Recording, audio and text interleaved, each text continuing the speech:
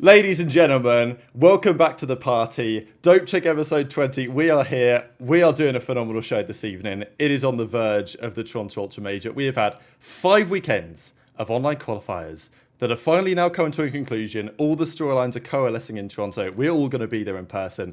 Is OpTic going to win again? FaZe going to win again? Is OpTic going to somehow find a way to beat them? How can Toronto do it the home major? Gentlemen, it's going to be an interesting show today. We are slightly remote on a laptop in a hotel room. The internet's going to hold up and do its best. Welcome everyone to the chat. Trey and Ace are here joining me in person. Ace, how is it going? Mr. Worldwide, he's done it again. Guys, week after week, different locations around the world. Today, I don't know if you guys can tell by the graffiti. You probably can tell by the top of the right behind me. I'm back in the 100 Threes compound. This time, not in Nate Shot's office. So God bless. Things are good. Back in LA before Toronto, seeing some family, taking care of some business, some million-dollar deals. Oops, let it slip. Oops, let it slip. But life is good out here. I'll be in Toronto very soon. See everyone in person. Looking forward to everyone that's going to be at the major. And this episode of Dope Check, there's so many storylines to talk about. Can't wait to get into it. Trey, I'm going to pass it along to you before I start yapping too much. Sam, you got demoted out of Nate Shot's office. Crazy, yeah? He leaked too much last time, remember? He was leaking he's here today. That's why. He's actually here today. Bring him on. Wow. Yeah. So, can we drop you for him? Wow. I guess I'll be back in a second. Dive out, right out. Wow. Let me go to his stream, actually. He's on Warzone. Like, yo, Ace is here. Come say hi on the stream. We'll get his take on things. But nah. I leave for Toronto. Me and Rab are on the same flight tomorrow. So, if anyone has a wife or a girlfriend that's heading to Toronto and you end up single before the flight lands, it ain't looking good for you. It ain't my fault. It ain't Rab's fault. Your girl just saw someone better. But no, we're gonna be there in person. It's gonna be great. I cannot wait. And yeah, just another weekend of matches. A few decent matches, to be fair. A few winner brackets, clinched. Aces Rocker didn't get a Neslo, just like I predicted. I'm buzzing for that. I will be there in about an hour and a half. Of course. But yeah, no, it's been good. Yeah, I'm down to get these topics on the go. And yeah, hope you're all enjoying and tuned in, ready for a locked in episode around about 3 hours. Absolutely. Let's crack right on. Now, what we do have to mention today is that the laptop's going to struggle a little bit. So when I change tabs, the cameras may disappear, but you will still be able to hear us and they will come back. So it's all good. And audio only listeners, of which there are many, if you haven't dropped a 5-star review, we'd appreciate if you considered it. And for those of you, it doesn't matter anyway, does it? So sensational work. First of all, drama. We didn't get to it last week, but this K-Sun tournament, 25K on the line. The grand finals went down, and there was all sorts of cheese. This Your Rage guy, he went AFK. It's the classic thing, isn't it, Trey? You're like, oh shit, our teammate's AFK. Do we just end it? Or do we say, you know what, let's play it out. If we win, we can say you just got 3v4 shitters. And if we lose, you say hit the replay. And that's exactly what happened. Why did he go AFK? Was this the video I watched where he went to go see someone else? I actually have no idea. As I say, if I play this, it will chalk it. Because I just have a feeling this is the classic, not COD, COD player thing where he's just like, oh, I'm only in this little tournament. Let me go see what the boys are up to. Because I saw a clip where Duke came down and grabbed someone or something like that. I don't even know if it was that, to be honest. But yeah, it was cheese, Ace or Trey. I mean, hey man, if you look at the stats of this tournament, K-Sun dropped almost a 2.0. I don't care what the cheese is. The man was frying. I saw people try to come at his neck. But when you're a champ, they're always going to hate. It is what it is. Right, look at this though. Look at the replies to this tweet. It's funny. Simp was getting cooked because he said something on the comms. He was coaching them. Look at these replies. Damn. You know what's funny as well? Because these ain't COD viewers. These are viewers of the bigger streamers too. And I think we all know there's a lot of toxicity when it comes to those people that don't. I mean, there's toxic COD people for sure, toxic COD fans, but then there's a whole nother level of toxic when you go into the other big streamers. And then when something doesn't go their way that the fans are of, any tweet you do, Simp could have tweeted out he had a nice curry after the tournament and he still would have got violated. So that's just how it is. I mean, like Nade Shot going rogue as well. Everyone going rogue. This this was entertaining, the tournament in itself, and in the aftermath. Like, there's never a dull moment in COD. Happens in a league, happens in a little fun tournament. Like, anytime there's just some drama. It was a great tourney on the respect of like getting all these names involved, like Trainwrecks, XQC, Stable Ronaldo, Bronny James. Like, honestly, lots of credit belongs to Kaisan for actually putting this together, because we had back-to-back days of the 20v1 with Dashi, and then we had this the next day. And although it was like controversial the way it concluded, I think it's going to be for the best, because they're going to run this back again. Like, they say they want to do one on LAN, because Nadeshot's like, well, this is cheese. I was in his stream last night, and he was already like doing a tournament too. It had like names like Kai Cenat and stuff in there too. So I think he's only going to get bigger names too. I mean, it don't get much bigger than this, so yeah. There was, and then also Aiden Ross is running an MW3 tournament, and then Aiden Ross is running a veterans only MW3 tournament. So there's a lot of, I don't know, out of nowhere, content creators and MW3 are somehow aligning once again, and it's not just Warzone. So it is kind of magical to see. Didn't expect it. I can't say this is was on my 2024 checklist of things that would happen, but here we are. I'm here for it, and hopefully, the FaZe guys and some of these other big content creators just continue to keep pushing MW3. So as a community, we can get more attention and keep growing. What do we think about the beef though? Dashi was getting involved here, Trey. Listen, I'm all for it. Love that. Listen, like Rab loves it too. Money in the back pocket. Same for us. Bit of drama, bit of fun we can talk about for 30, 40 minutes before we talk about some terrible teams. Yeah, no, I enjoy it. It's just a shame that it's like this conversation we had before the episode started, Rab, about how badly COD has been this year. Like, how quick it's died out. It's probably the fastest I've ever seen a COD die out. So it's nice to see these creators, the big creators, coming to play the game.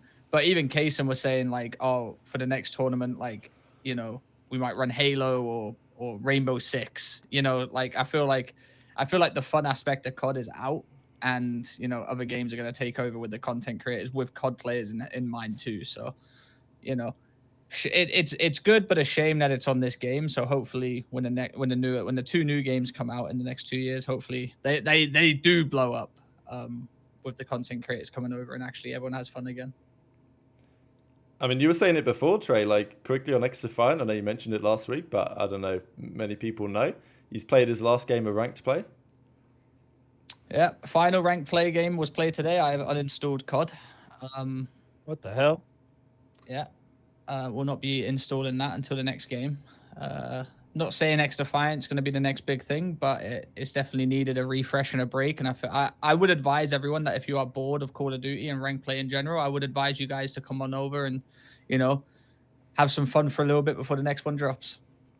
Trey, what about, right? We turn up to Toronto. Felony. Yeah. He breaks his hand somehow. He falls off a scooter. Yeah. And Ravens, they need someone to sub him. And they say, look, we know a man. We know a man who could do a job on a flex. What do we think? Are we beating OpTic round one?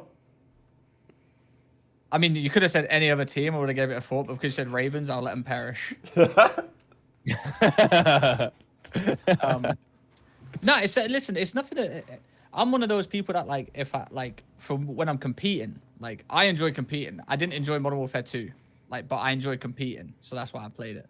So that's why, that's what I fell out of love with COD years ago, but competing still kept me enticed. So that's where I feel like a lot of pros are at right now too. Like, we've got Pred that's live right now. He's playing FIFA. Tournament. Is he live playing FIFA right now? He's live right now doing God. FIFA wages. He is asking to get cooked. He's live right now playing FIFA, but I understand where he's coming from. I get it for sure, but ranked play isn't fun. He's probably done his day with the scrims and stuff like that. But that's my whole point of, even the bigger streamers have turned away from ranked play. Like, Scump plays Warzone ranked now. He plays that with Nade Shot. Like, Method sat there swinging, baseball bats around now. That's just what's happened. So, shout out to everyone that's having fun doing something else. Glad you can. Yeah, we just need something refreshing. And I know it's not on our list of things to talk about, but the new games being revealed a little bit of what they're gonna be. I did notice that there's in 2 years or in 2 titles we're gonna have a advanced warfare game again. And if that's what I think it is, if that's a jetpack game, I might have to uninstall COD for the next 2 years until that comes out, because COD will be revived. And guys, you can quote me a million times again and again and again and again. No one believes it. All y'all think you know what's going on. COD will be revived once the little crackhead kids on TikTok can enjoy the game. And that's when jetpacks, wall running, uplink, and all the super crackhead movements can come back in the game. So Advanced Warfare 2 will be the revival of COD. You heard it here first. You can still turn down the mic a bit if you want, nice. But Really? It's still out? Yeah, I mean, I don't know. I think you changed it, but nothing changed. So I don't know if you're like on a different mic than you think you are. To Area 61 in the chat, no, fellow has not broke his wrist. It was a hypothetical. No, yeah, it was a hypothetical. Yeah. No, my bad. Yeah. Don't clip that, anyone. Like, I don't want another clip going out on Twitter and people are like, "Wow, here goes Rab making the hot takes for views again." I'm like, buddy, watch the full context. I don't know. Listen, I'm gonna be real though. Ace. I don't know if I'm skipping 2 Treyarch CODs for a fucking no shot. I will, you know. Yeah. I mean, this year's game, Black Ops Gulf War, I'll be there. Like, I'm actually only good at Treyarch games. I'm genuinely dog shit at all the other ones. Like, I'm not even joking. I swear I'm at least 20-30% better at every Treyarch game. Every other game I've been shit at. Surely I get a buff. My name's Trey. You know what I'm saying? Like, surely I'm like, surely something works for me. Like, I just come back and just take over. Like, surely something's gonna go my way. No, I'll be honest. I mean, both Treyarch games I will be playing for sure, but like I'm most excited for if the Advanced Warfare one is not just like a Black Ops 5 with like specialists again, but if it's actually jetpacks proper, wow, I'm gonna be on that game every day, and I think no one's gonna get bored of that game.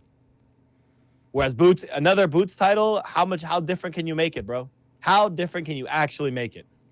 Unless you bring back specialists, that will add a little bit of sauce, a little bit a little flavor to the pizza, right? A little to the pie. That'd be amazing. But otherwise, it's just like it's another ground COD, and COD has done so well since we returned to the ground. It's done so well. Mm-hmm. Yeah, well said. Rab was him on Black Ops 3. Yeah, damn right.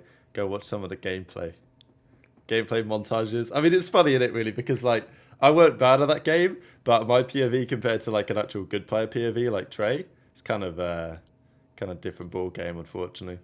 But you know, I used to copy all your shit. So yeah, back then. Oh, what are you trying to say? No, I'm not. Back when he was on the Addy, he was good.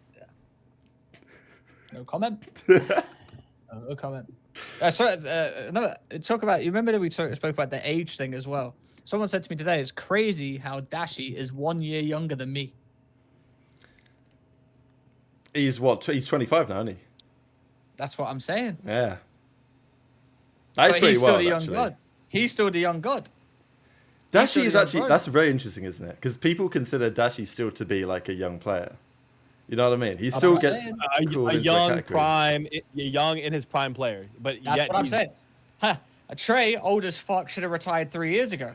Dashi, young, still in his prime, 25. It's probably 6 months younger than me. Is Dashi like the only player that applies to, though? Because I feel like he kind of is. There's other players, like TJ's still like 24, though, isn't he? Something like that? TJ's been around for like 15 years, and he's still like 23, 24 somehow. Let's have a look. So, but TJ's kind of known as being like an OG. TJ's 24, yeah. Yeah. Wasn't Slasher like 25 in Black Ops 4? It's probably about right. 24, 25. Slasher's like 27. He's 28, I think. No, I mean, 20. Like Slasher, I'm 25 next there. week. So I'm getting on it as well. Slasher's 29. Damn, old as fuck. That's actually so funny. But it's all right. Trey was past his time and needed to retire. What's going on here? Is Clay actually 32? Yes. He turned 32 the other day. Yeah. No, I will say the cheese on like, oh, people age, you getting aged out of a position or something like that. I think it's kind of true though. For subs, I think it is. I think for subs, you kind of need to be cracked. And once you're past a certain age, you can't be like 29 or 30 being a sub player. I just don't think it's possible. We see a lot of players go from the sub role, like attach, for example, to AR, because it just suits them better later in their career. I think that's the one time where I think it is actually like reasonable. But otherwise, if you're 30 and you're still shooting like Clay, for example, Clay has pop-off series. Slasher's still good. Lamar's still good. Attach is still good. You know, like, I don't know. I don't really like the age narrative. I think it's kind of stupid. Yeah, total. Whenever I change what we're looking at on the screen, the cams are going to die just because my laptop can't do everything. But it's all good. We're back. That's the issue. Where like Rab is the producer today, and he's currently at Heathrow Airport. We do our best. We do our best. Also, Ina is in the chat. Oh, he is? Ina the dog. Welcome Ina. back. Listen, if I'm not mistaken, we had a little bet. I think. Hey. Give me your Cash App. Yo, she's about it. Oh, we'll do it at the end of the show, Ina. We'll do it at the end of the show. I'll DM you. There we go. We'll Listen, go ahead. Hard fought series. I was shaking a little bit. 3-2. You know, Battle of the Bergs. I had Boston winning as well. I thought they would do it, won. but like, unfortunately for you, Ina, you have a Boston who are 0-5 in game 5s this split. So, man, when it went game 5, I knew it was over. So yeah, sad. Ina, we'll sort it out in Toronto. You can buy me a few drinks. We'll do that. No, we'll do like some content around it. Yeah. Bring the cash. You bring cash and I'll rob it. You'll get euros there. Maybe we do some content. Double or nothing type of bet or something. We don't use euros. A double or nothing. Either. I'm just sat there just getting blitzed. I'm just saying a double or nothing on something. I don't know what the bet will be, but something. Yeah. No, we we'll use sort Great it out, British pound sterling. Come on. We'll sort it out in Toronto, Ina. It'll be we'll meet up, have a laugh about it. Mm-hmm. There we go. Extra euros. Nice try. Yeah, we don't need that shit. Give us some dollars. That'll do. Speaking of meeting up in Toronto, Rab, with a Dashi taking him out for a steak. Oh yeah, I don't know when when are we gonna do the steak? It's probably not gonna be Toronto just based on timing. I think either we try and do it in Burbank if we go, or Champs, one of the two. Yeah, I mean I've got UpTic going out Friday, so like for sure, like we can just. I'm joking. Well, that's the thing. It's like, ideally, we'd do the steak dinner Thursday night, because Thursday night's probably the best night, because they're chilling Friday, they're not playing Friday, because they've just won their game. But if they lose, then you know what I mean? Then it ain't looking so good. The vibes are low. They're playing the next day. You can have a T-bone, though, you know? True. If T-Bone's lose, solid, but T-Bone's a bit overrated. They lose on Thursday, it's chalk. They lose on Thursday, we're not seeing them. No one's getting steaks until at least Major 4, but they got bigger problems to worry about than. Yeah, my problem is, do I get it medium or medium rare? Their problem is, are they going to win the event? You know, we're on different levels, right? Different wavelengths completely, 100%, bro. OpTic will be knocked out by Friday night. That's funny. I mean, yeah, look, let's be honest. If you guys remember what happened to OpTic here last year, different team. But last time we were in Toronto, roughly 12 months ago, OpTic turned up with Dashi, Ghosty, Hook, and Shotzi. They didn't have the best time. They got slapped around by Heretics, did they? Round 1? And then got slapped out of the tournament by Thieves, I think it was. I don't think that's happening this time. No, it's a different world, different universe, different teams. Again, we could get into all that once we look at the brackets. But we got to get through matches first. We got so much more to talk about before we hop into all our predictions and everything else. So, is it time to hop into some matches? Let's hop into some matches, baby. No. We're going to run it up. Because let's talk about the Boston Breach. Every week, they give me a reason to keep hating them. Mic. You gotta sort your mic out, Ace. Sort your mic out. It's hilarious. When you were slamming it was actually kind of a good sound effect you were making. Yeah, no, it was but great. I think honestly, the audio listeners are going to kill you. It's more distorted than a fucking TV when you finish the film and the fucking tapes run out. Man, every time you smash or raise your voice, I feel like I'm hearing static. 100L, bro, 100L, because this is not my setup, obviously. I don't know what's going on with this, but I'll figure it out. Start the Boston Breach conversation. I will figure this out while we're doing that. Rab, one word to describe Boston Breach, go. Ass! Sorry, that's the first thing that came to mind. It's just they annoy me. They're so bad. I don't actually have one word for them. You won't be give a word.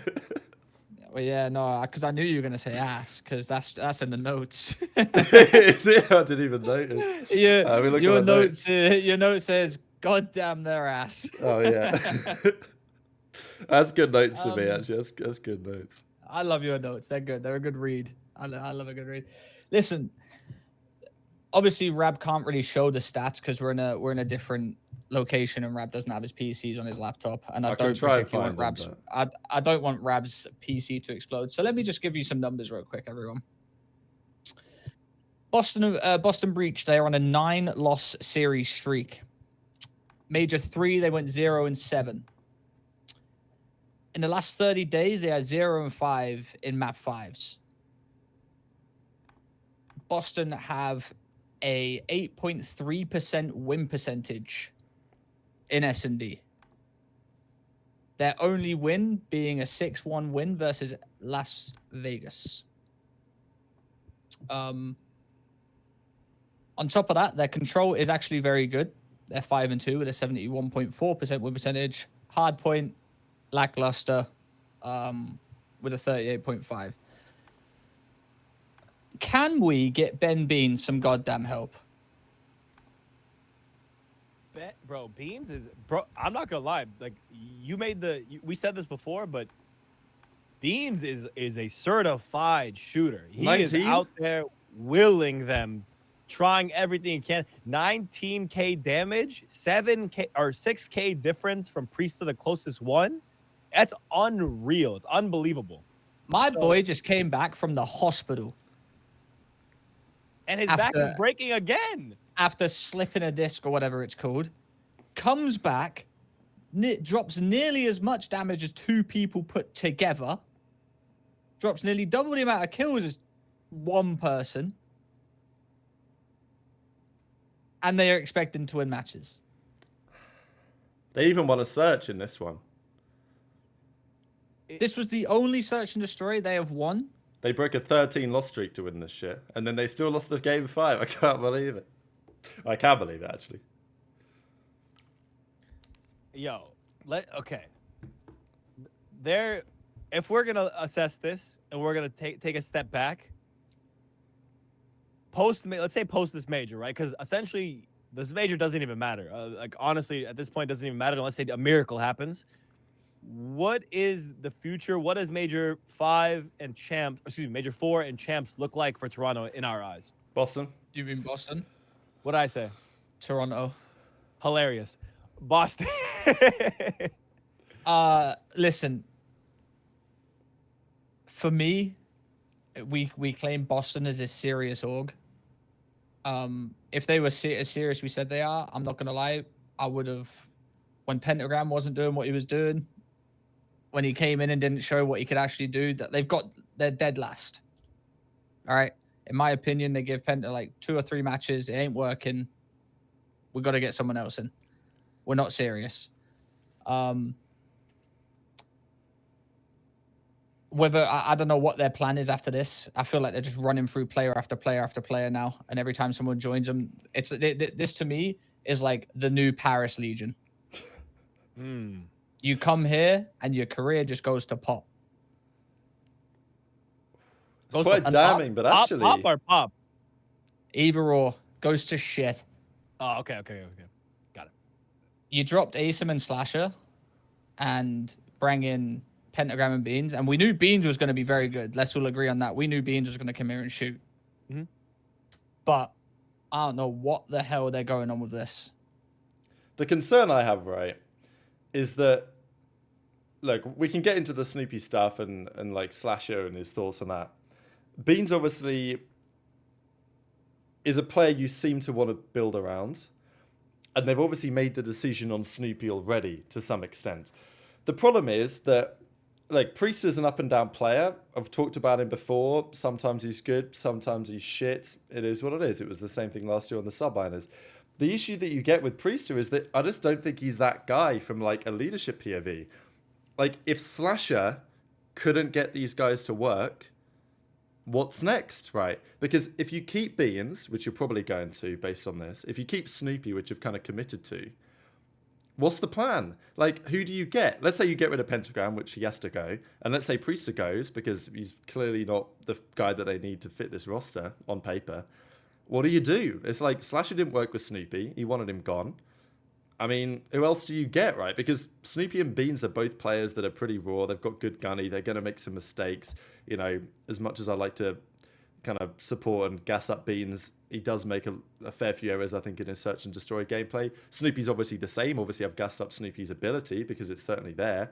Sure, didn't have the best series here, but on average, he's been probably their best player in like raw performance. So you can see why he stays around. There's very few players, I will say, that are as talented as Snoopy that don't remain in the league somewhere. Like, people that are as good as Snoopy is at what he does, they usually tend to stay around. It's just like where and when and with who. This needs to stop. This whole...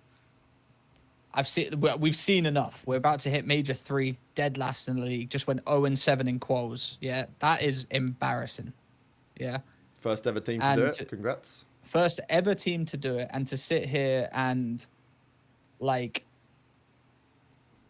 let's just keep it. Let's keep this real, right? Vegas are probably in the worst spot they are as a team ever since they dropped Purge, right? This was a series that Boston needed to win, and they come out. Yeah, they lose 3-2, but look at the performance that everyone's given there. Miserable. I mean, they let Terrible. Johnny just run rings around them on his debut in Hardpoint. Oh, they got pistol in Hardpoint. I mean, to be honest, Den's cursed them because you remember we looked at that flyer on Friday, Trey, and it said, "Oh, our dominance in the respawn modes, we need that to continue." Dominance you talking about, buddy? But they were actually winning a fair few respawns, Boston, before this, and then they go on to get slammed in both Hardpoints by Vegas. I can kind of already see what's going to happen to this Boston team. All right. They've put all this into the Snoopy build or whatever you want to call it. I guarantee at the end of the season, when they don't make champs or anything like that, probably everyone goes bar Beans. Because to me, I mean, if they had to me, this experiment should have been over a month ago. There was somebody on this show, I think on this show, who is that guy? Who's been saying that this experiment has been horrendous since Major 1.5? Man, I don't know who that guy was, but he's looking real smart. I mean, maybe he knows ball. And all the thoughts about what he was saying are just being kind of put into reality, right? Just wait. Let me go on. Let me get to the Snoopy part. So Snoopy is very talented, naturally, right? He's just good at the game, but he's what we like to call in the business a pub star, right? He's a pub star. He's a ranked play star. In competition, his knowledge of the game, his intelligence level is not where it needs to be on a professional CDL level. In challengers, when people are running around and just hard challenging 1,000 things, you have players who look really, really good. Exceed, Asim, Capsidal, Joe Deceives has turned it around, obviously. But there's players that come into challengers and look completely different than they do once they get to the league. That's because of the vast difference of strategy, teamwork, and intelligence between the challengers and the CDL. Snoopy needs more time to go in. They have two options. Boston has two options. Only one of two. You can't choose a third. It's one of two. You get a veteran sub to play with him and let him do his random roaming and random plays while a smart, intelligent sub is playing more in system, or you put him down to your Boston Academy team, let him get some confidence, run challengers with a good coaching staff that you do have, let him develop a little bit, and then bring him back up. Those are your two options. I don't think releasing him is something that Boston would do at all, and they would not consider it. I mean, end of the day, I don't think Snoopy's bad, but I feel like Snoopy, if he's going to stay in the league, needs a... If he couldn't do it with Slasher, the only next person available would be Lamar that could actually, like, fucking line him out properly, in my opinion. Or, like, a Clay. But Clay's got Gwyn, and I don't see Snoopy going anywhere on this Boston team. But it's bad. Like, 0-7, the first ever team to do it. 9-loss streak, 8.3 win percentage, by the way, in S&D. They've won 1 S&D. This whole split. Yeah, And one I in wanna 11. Or just to add to that as 1 in well, that 12. Snoopy is someone who's plays S&D Chows and is in that scene a bit as well. So it's rather shocking that they, even in S&D, they haven't been able to get it together, when that's where, honestly, I would expect to see him shine more, and maybe his intelligence doesn't transfer necessarily to hardpoint or respawns, but S&D is where I thought I would see him making the right play consistently and kind of learning through all the eights lobbies and wager lobbies he's been in. But unfortunately, it hasn't translated over. He gets a lot of first blood, so I'm not going to take that away from him. But when it comes to making the play, making the right play, we still haven't seen Snoopy develop the level he needs to in the CDL. What do we think about this idea from Slasher? Because he said to the to Scump and Zinni on the breakdown, on his idea was to get rid of Snoopy, as we know, made it quite clear. And he was talking about getting 04 in, which would have been an interesting idea at the time, because his suggestion was put Snoopy down. We need some more search and destroy prowess and IQ and game sense, and I don't know, it was interesting at the time because people were like, damn, a Slasher team that's bad at search is just kind of rare. Whose fault is that going to be? Turns out it wasn't Slasher's fault, because it's in what happened after they got rid of him. So this would have been an interesting move in hindsight, because 04's been a bit inconsistent, maybe a bit too trigger happy in terms of shooting bodies for my liking. Well, okay, if I was his coach for my liking, but for me, I'm down. Because, you know, 04 does love winning around, shooting some bodies, and then maybe losing the map. They did that this week. But I respect it. They did that shit against Thieves. So, yeah, 04 for Snoopy, if they'd have made that move when they were going to, would that have done much? I mean, a scene would have still been there. Slasher and Priester would have been an interesting idea. It would have helped their search. They probably would have got better results. This is the thing that I weigh up in my mind, is that team with 04, if their search was a bit better, they would have delivered better results.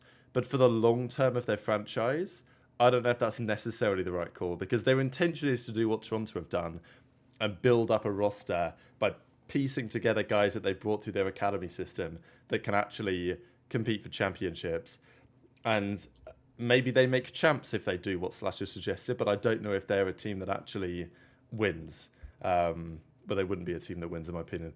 So, yeah, kind of a debate. But it's like Boston don't know what they're doing on either side of the debate.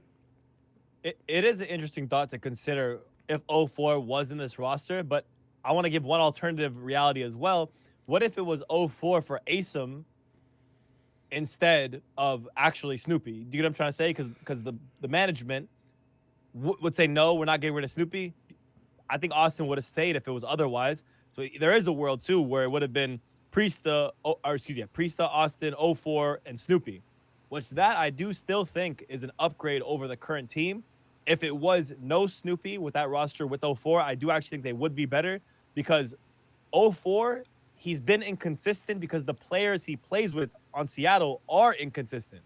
It's hard to be in rhythm and in system and have great consistent results when your team is notoriously up and down. Hook is a player that we know is up and down. We've seen Brezzy be amazing, but then look terrible. We've seen Abuza, again, be up and down. So it's hard to have hit consistency yourself when that's your surroundings. I think in a more structured role with veterans on his team, 04 would actually be a lot better of a player. In Boston, I'm not going to say they're going to be top 4 all of a sudden, but would they look better than they do now with that team? 100%, 1,000%, I believe it.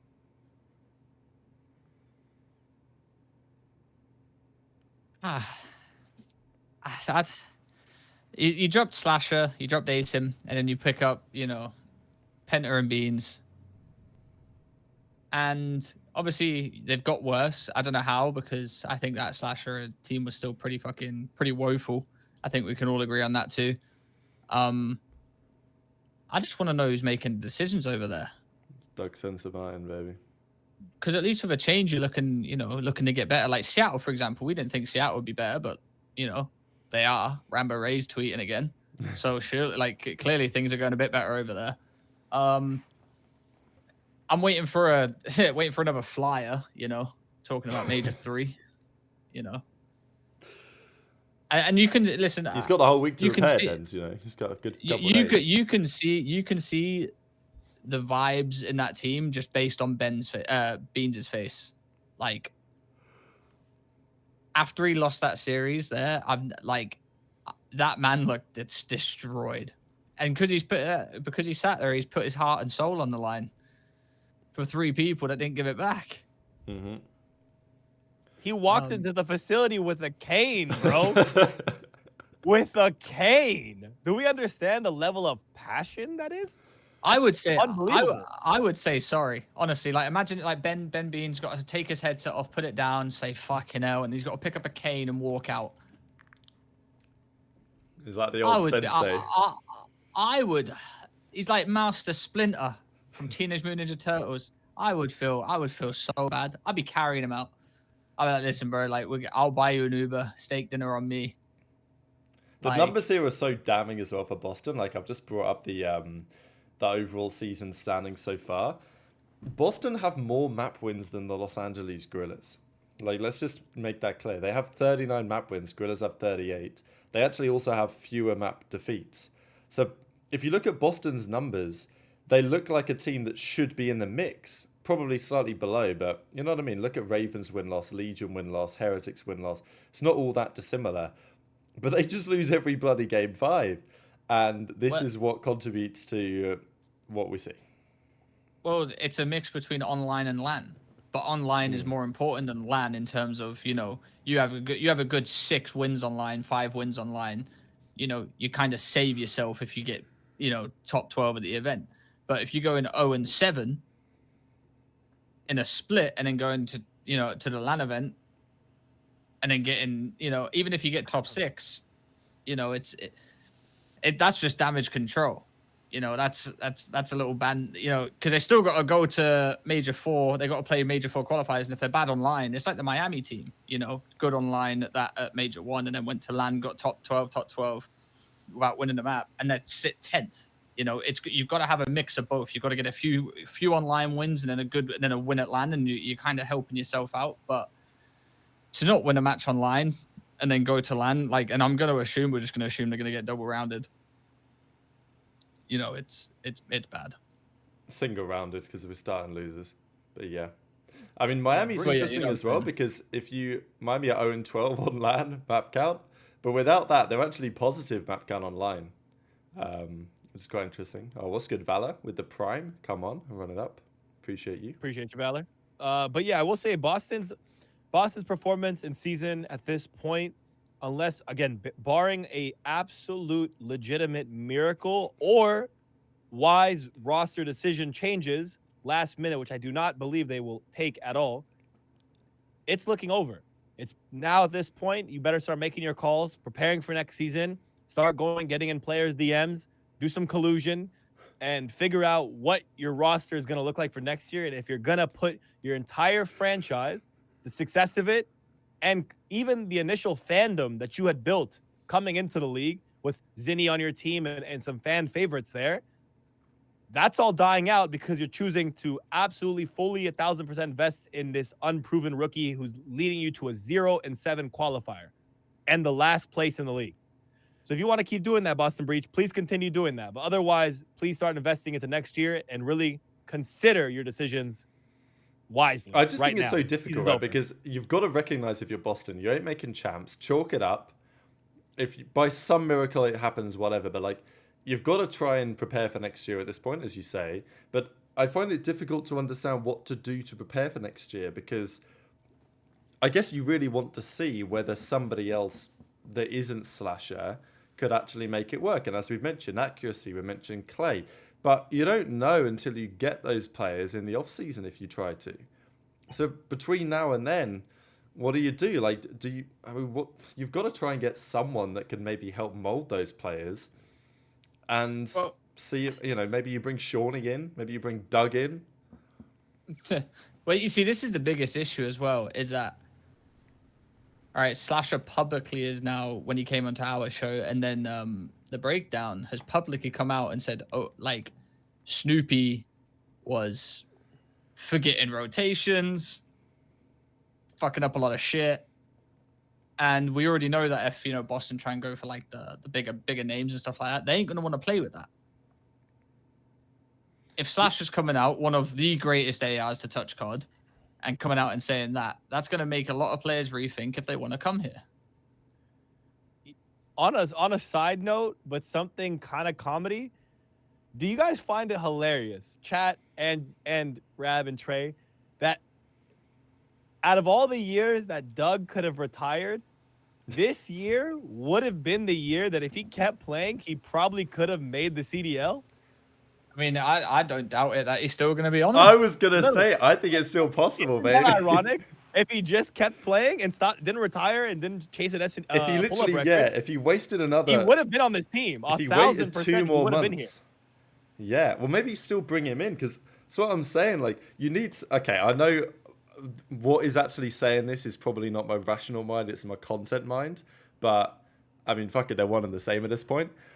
Bring in Doug, and at least you get to see what it's like. Can Doug help Snoopy learn the ropes in the CDL? Is he a guy that you can actually mold and progress? Because you can't find any other in-game leaders out there right now. They're all locked up. So, and what's the point? Well, sending them down to 0-7, it can't challenges, get play a any different worse. game? Exactly. No, guys, guys in the chat who are like thinking I'm trolling. I'm actually not trolling, like legitimately. If Doug kept playing, this is the one time a team is so in the dumps and the organization is in his palm that he could actually make it onto the team, force his will, and at least prove himself in a situation where Boston have nothing to lose. Dude, the universe didn't want Doug Sensor Martin to make it in the CDL, but the universe does want him to break this pull-up record. God bless. Dope Check is behind him all the way. I hope he breaks the record. It's like one pull-up every 7 seconds or something. It's insanely tippable. Maybe every 12 seconds. That's the plan. Yeah, he's planning the record, on June 22nd? Mm-hmm. He's planning the record. So, I mean, honestly... Yo, imagine he done that at Champs. Like, they put a pull-up bar and all, like, live streamed and stuff. That'd be sick. That'd be insane. That'd be done real. I think he's raising money for, like, I think pancreatic cancer research or something as well. So, like, what a guy. What a guy, Doug. Do we see... Okay, wait. In the hypotheticals and all the funniness of life, he breaks the record. We got another major. We have a few more games. Do we see Doug come in to close out the season? Might as well. I think you just get the fans on board. That's a good document. It's like Wrexham, bring the fans on board. Give Doug a shot of a few games. Make some content out of it. Like, I'm actually for it. I'm for 1,000%, actually. I say we just bring all the retirees back for Boston for the year, make it a big old content piece. There's that, and Doug's also the #1 Boston Breach reporter, and he's also great at PR on shows as he was on ours. So he's gonna get onto the team, and all of a sudden, I guarantee you, 1,000%, everyone's gonna forget Slasher being on the breakdown or here. He's gonna go on to the breakdown, Dope Check, Flank, the Tonight Show, Good Morning America. He's gonna be on all the channels. Boston local news, and then the Boston Breach love is gonna go to an all-time high. I actually feel like it would work out really well for them if he joins the team. No BS. I would be more entitled to watch Boston and support Boston than I have like any team I've watched this year. I agree, actually, and this is no troll. I would watch even if I don't like Snoopy's playstyle sometimes. Snoopy and Doug could be the perfect balance of no intelligence and high intelligence. Perfect level. High skill, low skill. Perfect levels. Literally. They might just be the perfect duo. Yeah, that's why they were winning literally everything in challenges when they played down there. But no, that's why I was taking the piss, right? It was a sarcastic comment because they were still getting shit on. But I'm still in favor. I just think, like, at this point, it might give you a better idea of what you want to do for next season with Doug Sensor Martin in the team. But the thing is, you're probably not making champs anyway, so run it back, I suppose. Yeah, I'm here for it. I'm here for it. We got some more drama. What's the? Go on, Trey. I was gonna say, what's the lowest amount of CDL points a team's ever had? The lowest? Oh, it's got to be Paris, Cold War. Paris Hang on, Vanguard. let me check. Probably Vanguard Paris. Got to be Vanguard. I think in Cold War they had 8 wins, and All in right, so Vanguard had 2023 4, season, 5. London was 70 points last season. Okay, that's pretty bad. Everyone in the chat saying Vanguard Paris, they won 2 games. Was there only That's what chat's 2? saying. That's Wait, what was it, Trey? This is like 6 people saying this, so seems pretty verified. Here. I thought it was 4. Yeah, they won 2. They went 2-23 with an 8% map win percentage. Holy shit! Wow. Damn. And Johnny's Boston back Beach are in not the the league. worst team in the world. They're not the worst team. So all Doug's got to do is come in and win that. Oh, that's what I was gonna say. I nearly forgot about it. Like, I've been getting blue balled for years by Doug trying to get in the league. Do you remember when he was coming in back in, well, he wasn't, but he tried to get in an MW19, of course, famously, on your favourite team, Trey. Well, he was supposed to play, I think, he was supposed to play in the MW 2019 year. Yeah, like he was trying to finesse. No. He was actually supposed to play. Do you remember when his dad came on Twitter and roasted the org? He was supposed to play, but because his dad done that, he didn't get to play. Said the Zoomer was spineless or whatever. Attaches like a good player but not a winner or something. He gassed me up. He was like, He he's did. a good I kid. forgot about that. He gassed me up.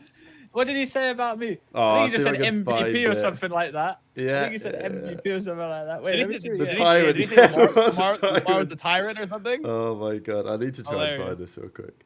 Oh, yeah, Yeah, I just typed and that then it into was it. the next year when he was trying to finesse his way onto Seattle Surge when they were dog shit and they were going to make a move.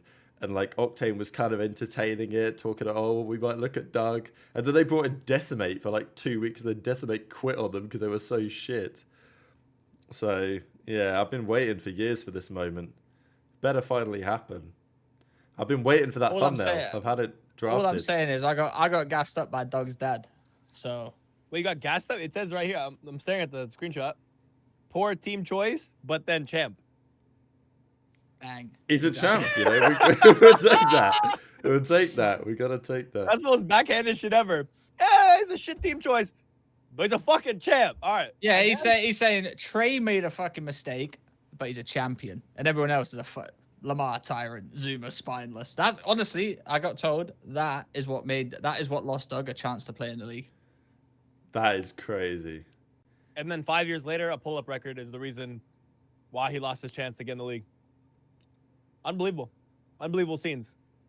The universe just doesn't want Doug Sensor Martin. The universe knows that if Doug Sensor Martin returns to CDL, that he's going to win champs, and forever, the timeline is going to be different. Forever.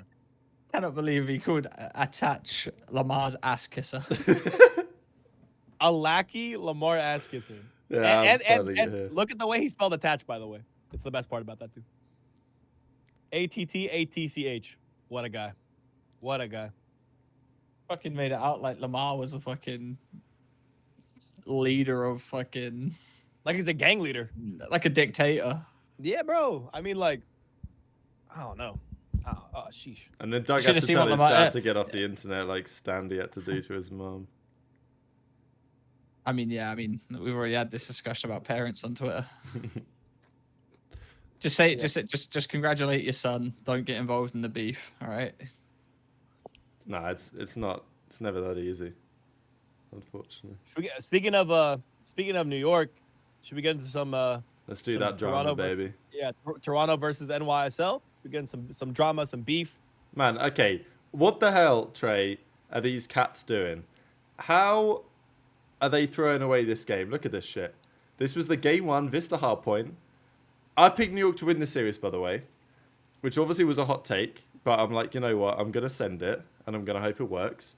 What are you on about? They were lagging until Don't get me started.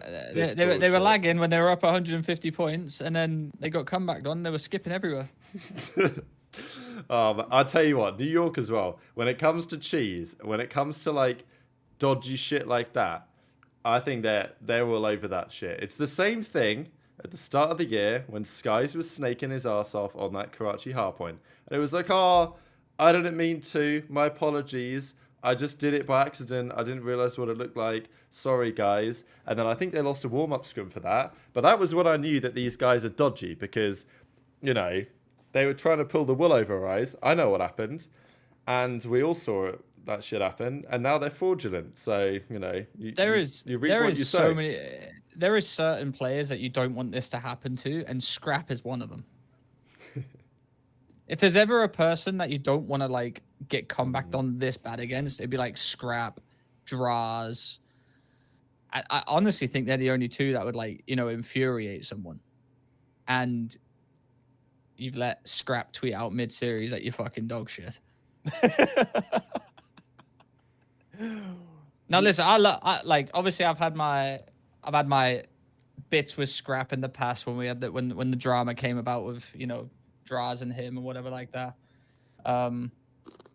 Draz unfollowed me because of it, so I got to take that one on the chin, ladies and gentlemen. I don't think me and Draz are friends. Though, so I don't think me and Draz get along anymore. I will be filming the confrontation. Yeah. Don't worry.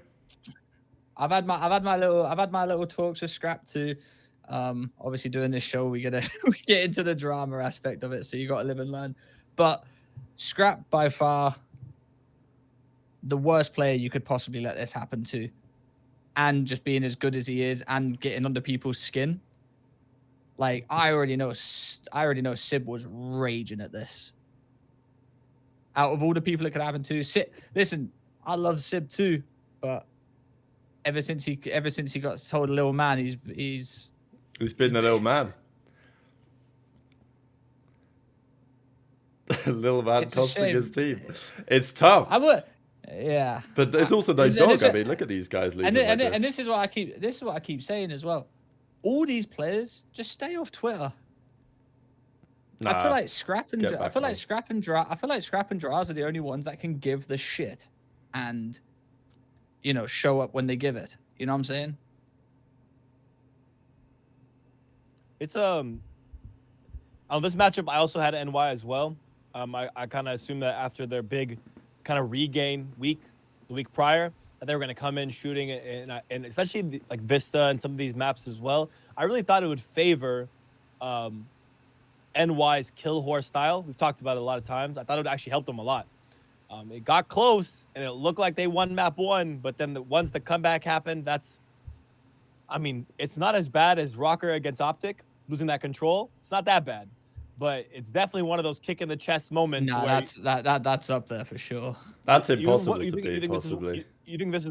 Yeah, it's not worse. It's just up there. Being up that many points, all you need just hit a rotation, bro. Yeah, hit one roto, hit one more roto, you won the game. Literally 2 rotos max, you won the game. Someone row early, please. Yeah, that to me is one of those ones where like it's a dagger series, and this was when I said this. But when I made the prediction, I said if New York loses this match against Toronto, I think this is worst case scenario.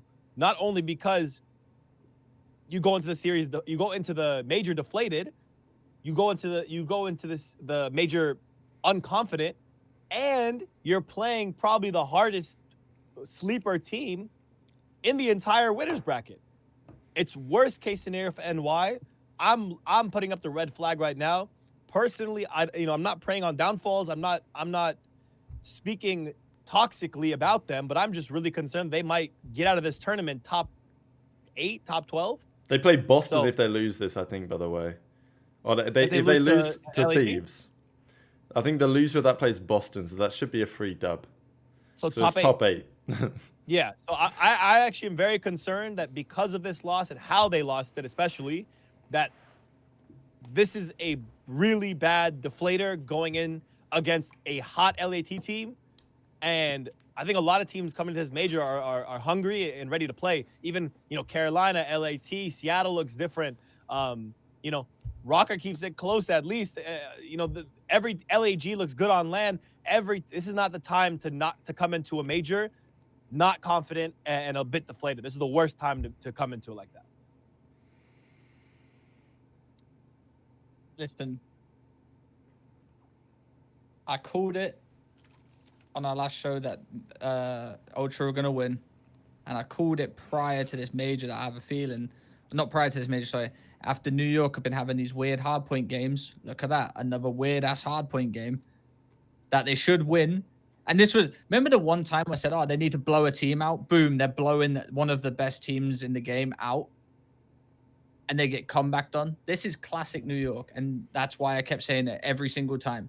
They had the opportunity to 50-point club them, 100-point club them. Instead, they lose within 6 points. It's just classic New York. I say it every week. And I also predicted when this was happening a few weeks back that I have a feeling they're going to bail out of the major pretty early on, and I have a feeling they're going to make a roster change. Oh, shit. Well, this is the question, really, because I look at this team and I see Hydra is maybe as good as ever, maybe not quite as good at this game as he was last year, but let's be realistic, it was almost impossible to keep up that kind of level. I see Skies still doing his thing. I think Skies is one of the more consistent players in the entire league. I think he basically never changes. You know what you're going to get. It's the other two that I have questions. Like, Sib is not really having series that I think we expected from him. It's almost like his numbers this season are not dissimilar to Priester, what he was doing last year in some regards, but it's not like he has the other attributes that Priester had as a teammate, possibly. And then they've got Kismet, who's, like, he made a nice play in that Search and Destroy, but they turn up to the Control Map 3 invasion, and his death mid-map before they lost the 4v4 was actually a really crucial death that he probably shouldn't have had. And he was like 21 and 37 that map. He was getting absolutely pissed on. That's why they call him Pissmet sometimes, which is probably unfair. But, you know, I see the vision in 150 HP CODs. Maybe he's a Vanguard and MW2 merchant at 100 HP. That's what they say. I don't know if it's true. I don't think it's quite true. But I kind of see what they're coming from. I've never heard him called Pissmet. You never seen Pissmet? No, I've never heard Pissmet. Now he's going to be called Pissmet. Damn, my Thanks, bad. Rab. My bad, Kiz. I mean, I've seen people say that shit. People saying it in the chat. I mustn't be on socials that much because Pissmet's crazy. That's got to be some Reddit stuff for sure. But in response to, not in reply to Rab, but in response, kind of carrying what Rab said there, I firmly believe that Hydra is as good as ever. I just think this team is not what his team was last year. They're not complete as they were. I think Hydra's still top 3 players in the game. You put a sub in his hand, you put an AR in his hand. He's top 3 with either one. So I don't doubt Hydra in any capacity in this game.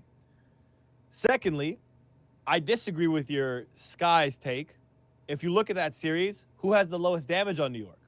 By a wide margin. He had a rough one here, to be fair. Map 1, he's 1,000 below pretty much everyone else. Map 2, whatever, they won. Map 3, he's even though Kismet has a 0.61, Skies has 100 less damage than he does. Then map 4, he has about 800 less damage than everyone else. So the issue here, in my opinion, is damage dealing, right? It's sometimes Skies has an inconsistency with engagement and damage dealing. Kismet does get slammed, but if your AR is not, is not looking over you, and also as an entry sub, you're going to get slammed sometimes. So I don't blame him as much. But the team itself is just not as effective as it once was last year. The game was also very different. No red dots, snaking, no dead silence. Very different game. I think it's bigger than that is. You think it's deeper? Squad spawns. Oh, well, squad spawns as well. You can add that in. So certain plays don't work as well. That's why I think Hydra was so good last year. And Hydra's very good this year. But I think, remember when we had this discussion at the start of the year race? When I said Hydra could make a play on a squad spawn COD and it wouldn't matter. Where on this game, you make one play, you push too far on a map, and it spawns a whole team out. Yeah, and thing that now, 100%. I was thinking even on Vista and these new maps as well, one flank will all of a sudden split spawns across the map and mess everything up. So it's got even more, like, even worse now to pinch sometimes. Yeah, because on MW2, you made a kill, but you ran away fast enough that still spawned in the exact same spot. But you do this on this game, you push too far, around the corner, boom, team spawns out, and it goes to show how well FaZe and OpTic are, like, well above many other teams in terms of comms aspect as well. When they make these plays, they know where their people are spawning straight away. Now, I'm not in New York's comms, I'm not in their scrimmage or anything like that. But with the way their hardpoint has been this past major and pretty much since the game started, that's the most inconsistent thing I can see in terms of why the games are so close. Because they set up perfectly to be able to trap a team, and then somehow they don't get any points, and then they somehow lose the hill, and then they'll somehow lose the match. I mean, that's the thing. Like, I want to look at the scoreboard and analyze it, but really, I mean, this is a criminal set of events that they should never have bottled.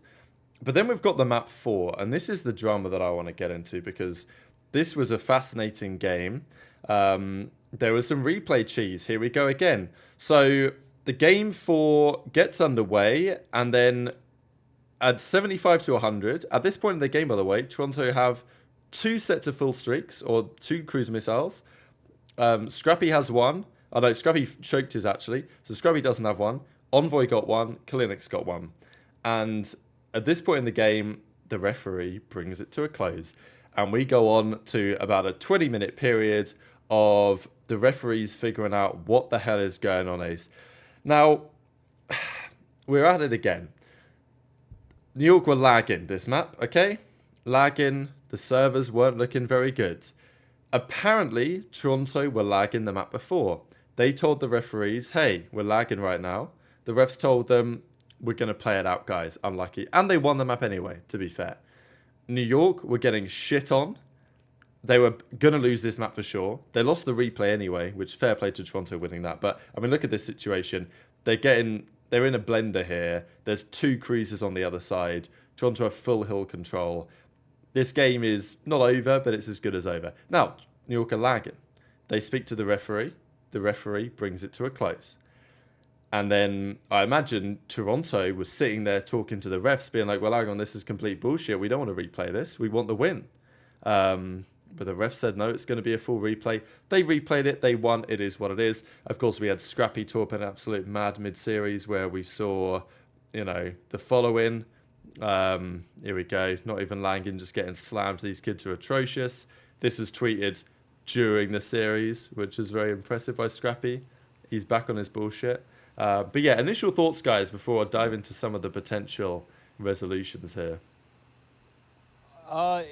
It's an issue we talked about. I mean, we talked about it. What was it? Last week or 2 weeks ago with ping issues happening in the league. It's an unfortunate part about having an online league, and it's going to continue to happen, especially recently. Like I talked about it before. Even the rank play lobbies were having some issues too with teleporting and skipping, unlike earlier in the year. So I don't know what's going on with the COD servers. I don't know what's going on with internet connections. Are we getting EMP'd by China? Like, I don't know what's going on over here, but there's some madness happening, and it's affecting CDL matches. It's unfortunate.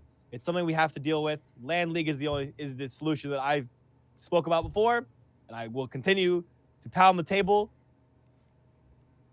till it's put into action once again. Let's get back. COD, make COD great again. Damn it. Let's get a pause on the pound the table. Can I pound you? What? What? Are we sharing a hotel room? Oh what? No. I mean like punch him, guys. Like because he's saying stop, don't hit the table. So I'm saying punch him. Come on now. Stop being weird, Chad. I hope my roommate next door. I will be going to the other end of the hotel. Can I stay with you, brother? Please. You can sleep on the floor, maybe. If you really need to escape this guy. Nah, listen. Pounding aside. Toronto is. Anyway, pounding aside. The servers, I have been lagging a lot recently, and I don't even play that much. My last day on COD was today, and I was lagging a lot on there. I don't know whether it's COD servers, CDL servers, whatever's going on, but it's been happening too much. Yeah, we need a LAN league back. Is it going to happen? Definitely not. I think we all know that. What New York need to do, I can't tell you what New York need to do. Their hard point is just, I moan about it every week, I feel like. And it just gets to the point now where there's just no point moaning about it anymore. They need to fix it. If they bail out very early this major, they need to make a team change. Unfortunately, this is probably karma for winning champs and getting rid of the team, getting rid of a player and changing the team around. So, unfortunately, I don't have any sympathy because you've just won champs and you're not stuck with the team going into next year. So that's where I stand on it. Before we get into what they might do if they do blow it up, like MW19 Trey, Cold War, did they used to have a rule book? Because I swear there used to be a rule book online. Maybe not like actual game rules, but there there used to be something that you could find online that was like a CDL officially written document on what was going on. Nowadays, that doesn't seem to exist. I think this is what's been frustrating people is that, okay, one game doesn't get restarted for some reason, one game does. And I'm sure there must be something written somewhere, whether it's discretion for the referees or what it is, as to why they can make these decisions. I think Ocho, like, it was 250 combined points or something, but that only applies online. There's been various rumors about this. Some people say that, well, it's a full replay if neither team, if you add up their numbers, has got to 250 yet, then it's a full replay. But apparently that's like online, that doesn't account for LAN. But the reality is nobody knows because there's no rule book. Nobody knows what rule book the referees are following. There's no transparency. There's no explanation. The referees just sit behind the scenes yapping with the players for 15, 20 minutes, and then they just decide what the ruling is. Like, we have no idea and then they go as do the fans what's dishes. going on. Yeah, and then they go do the dishes again. Like, what are we actually playing at right here? Like, I want to give the referees the benefit of the doubt because I'm sure, like, they're not idiots and they're doing their job in the way that they, you know, okay, maybe some of them are, but whatever. Like, the dishes bin map was pretty wild. But I have to, I have to assume the best in what these people are trying to operate on, but I just don't understand how we have no idea from a fan POV whether their decisions are ridiculous or not because we don't even know what the rules are. And no, the fans don't, like the players don't know what the rules are. Like, this is what Envoy said as well. I think I've had that tweet up somewhere here. Envoy said, yeah, another year of asking for proper disconnect, lag, and internet issue rules because the players don't even know what's going on here. They have no idea what's going to happen. And that's why you get all this cheese because the players are just lobbying the refs. There's no, like, clear rule. So when the game ends, the players will sit there in the call with the ref for 20 minutes trying to convince them that they're right. It's like the same thing in football when someone gets a red card. I will say this. A lot of players need to... There does need to be an official ruling, and it needs to be stated. But a lot of players need to stop the moaning because, listen, 9 times out of 10, these matches are getting replayed. We all know this. Like, remember when OpTic, like, and the Boston game was going on, they went up 100. Pentagram took his headset off, starts moaning behind him, everything like that. Listen, motherfucker, lock the fuck back in.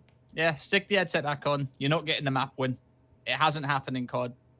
Like, in the CDL period, I don't think it has. Like, 9 times out of 10, you're not getting the map. Unless it's like, I don't know, 250, 248 to fucking 120, you're probably not getting the map. They're almost like, I don't even know an example of where that has happened, to be honest.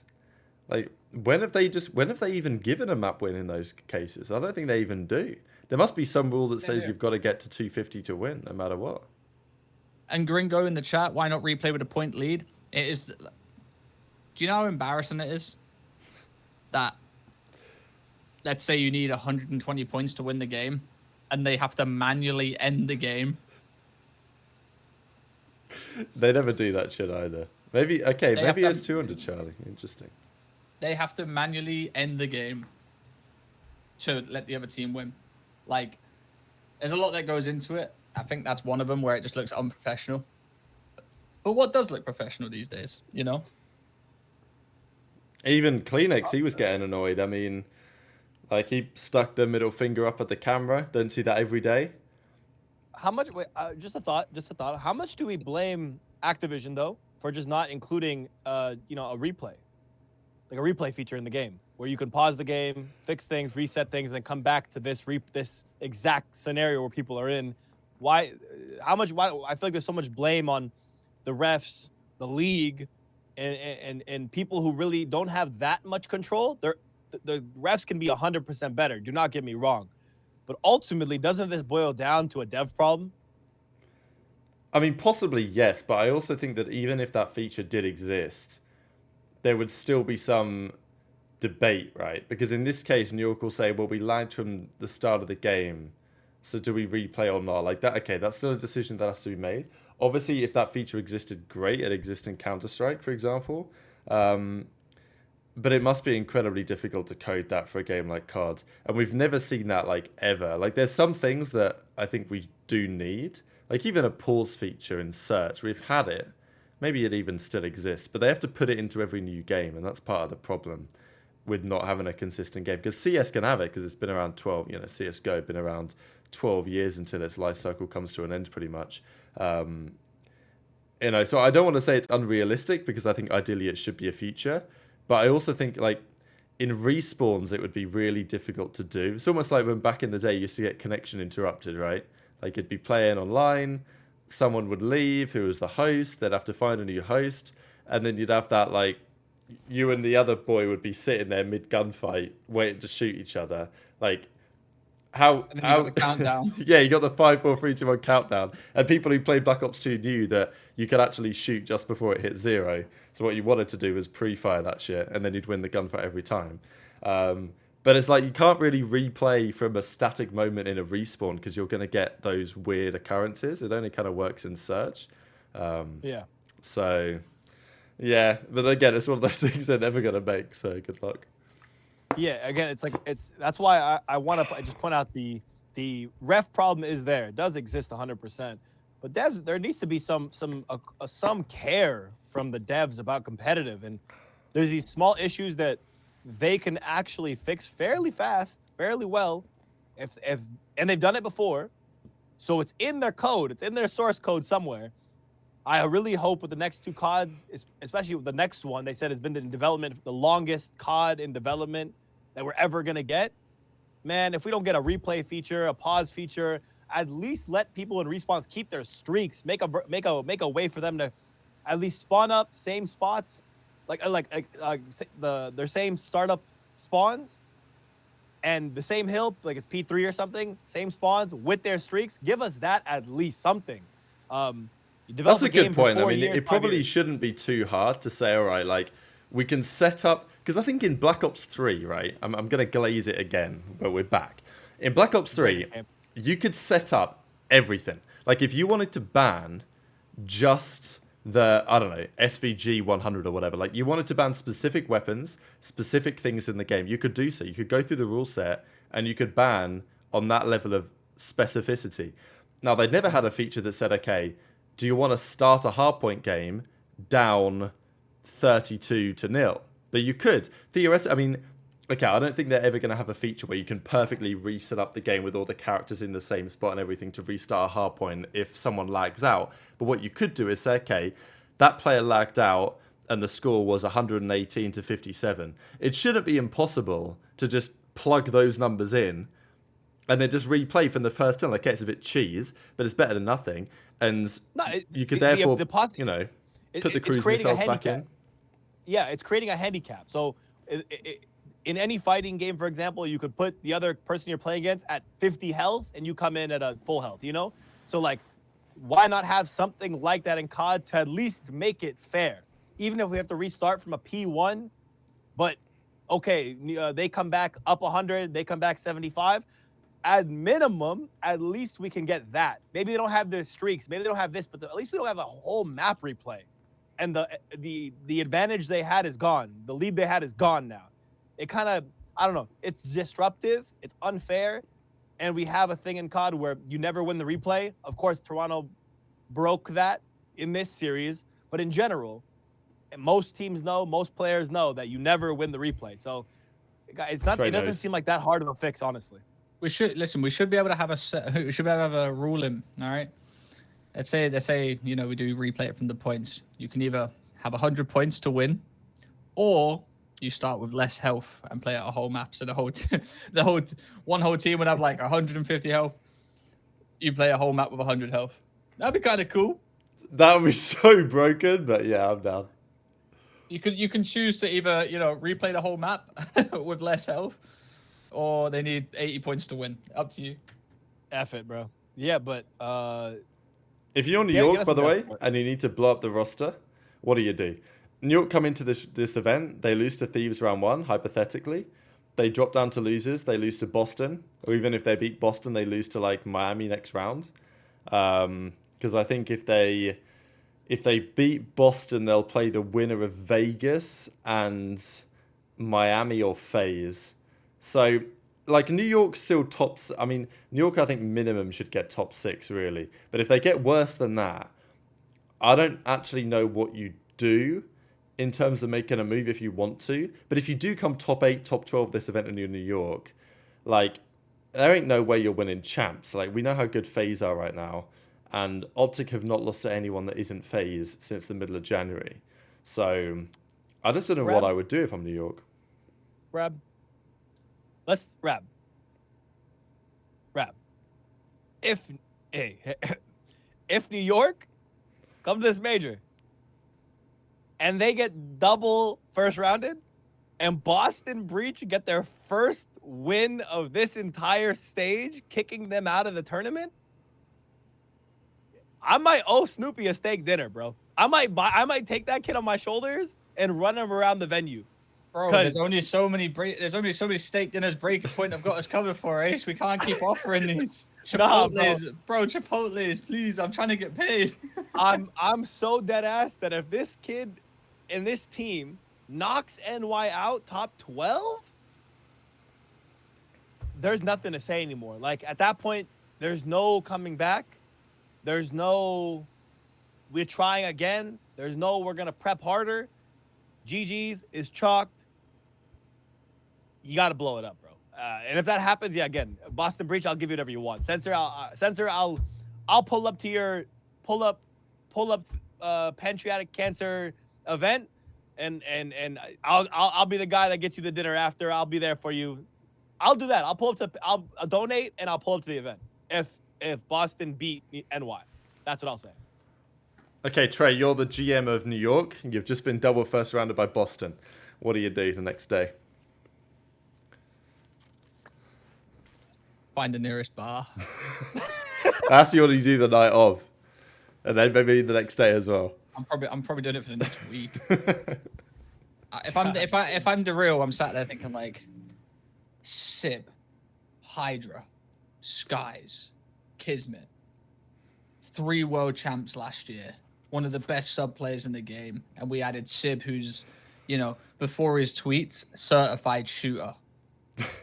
And I can't win a fucking match. I'm finding the nearest bar. I'm setting myself up. Getting myself some... I don't even know what... This goes out to my UK people in chat. Some Ray and Nephews. The hardest stuff. And I'm just drinking it away and hoping things go... Listen, if they bail out early, they're gonna need a roster change. And everyone's going to ask, oh, who would you get? Who would you get? Who would you get? I couldn't tell you. I couldn't. Big weight coming in. Because that team is so good on paper, but they just don't mesh well. Who do you get in that's got a better talent level than Sib?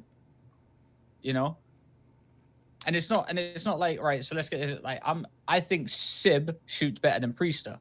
But Priester obviously done more for that team last year. So where do we go from there? That's that. And I've got faith in New York, but this major is going to prove it all to me.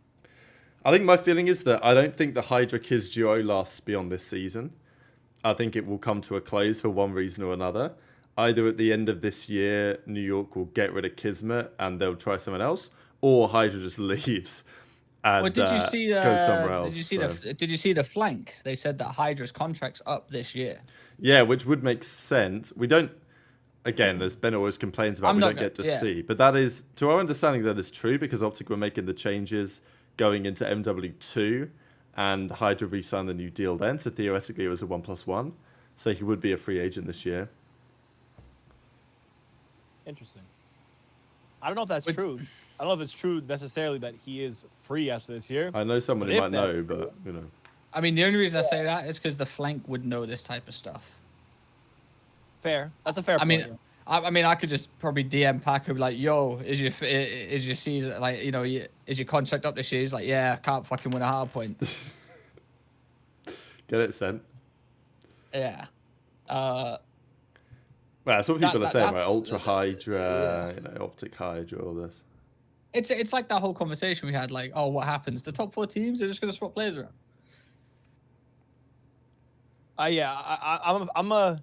I'm a believer that NY retains Hydra.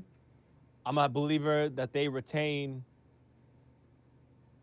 I think they keep the core 3, to be honest with you. I do. I genuinely believe they keep the core 3, And at worst, they keep 2. And it's going to be, Kiz and potentially Sib maybe out, maybe. But otherwise, I think Hydra and Skies probably are sticking together. I think the only person that's safe on New York is, if he wants to be safe, is Hydra. The only person? Yeah. Bold. I see. Again, I agree personally.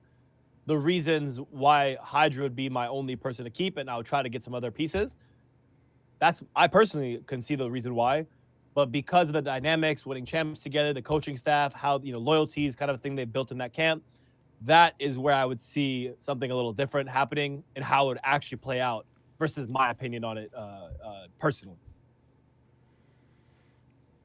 Interesting. Being informed that likely Hydra is not going to be a full free agent for next year, but it depends on developments.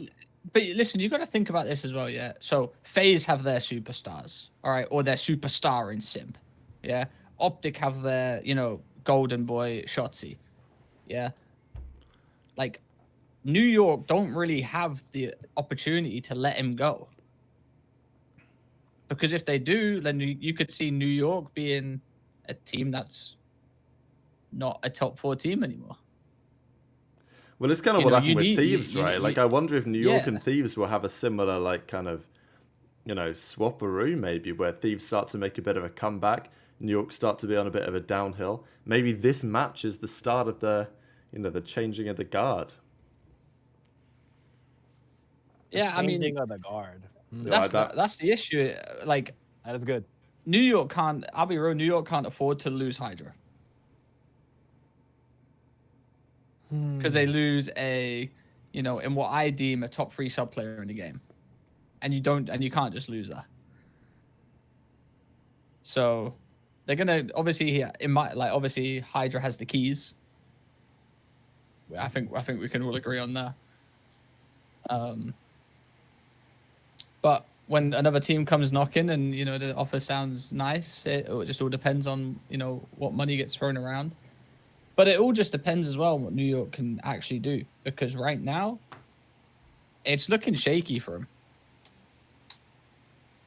Yeah, they're not in a good spot. They're not in a good spot right now, and like I said, coming to this tourney, I'm very concerned for them after a big loss to Toronto. That this is the worst case scenario. You are not confident. You're playing LAT, that is the best, not top 4 team in this winners bracket. Yeah, you play Boston Breach. You probably win that one, and then you're playing Heretics or Legion. I don't know how that looks on paper for me. Well, I mean, let's go through some of these series, right? Because as we go through, we can talk about how some of these teams fared this week if we haven't touched them already. FaZe play Miami, winners round 1. Can you believe it, My Trey? condolences. Miami, yeah. I mean, yeah. My condolences. It's tough. You made winners bracket. You won a match that I predicted, and you're going against a team that is on an 11 win streak. Shout out to Easy Mac for these stats. I have them right here. 11 win streak, 7-0 this major.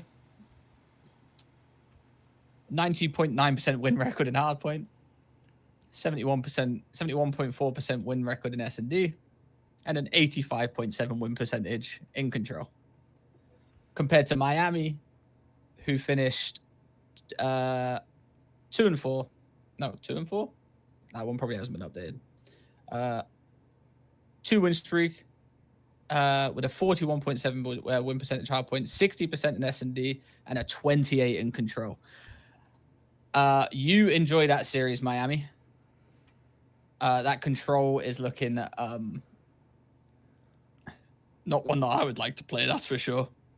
I mean, they've definitely been better with Real in the team, but it's just like when you play 100%. FaZe, you're playing FaZe, and also it's funny for Miami, right? Because this was the series to get them back to winners. They've been in winners both majors so far. And from winners, they've won a grand total of 0 maps on both occasions for the rest of the tournament. So they're setting themselves up to break records. I mean, they're already 0-12 map count. Now they play FaZe round 1. We're looking at 0-15. And then, we play Legion. So, I mean, surely we've got to win one.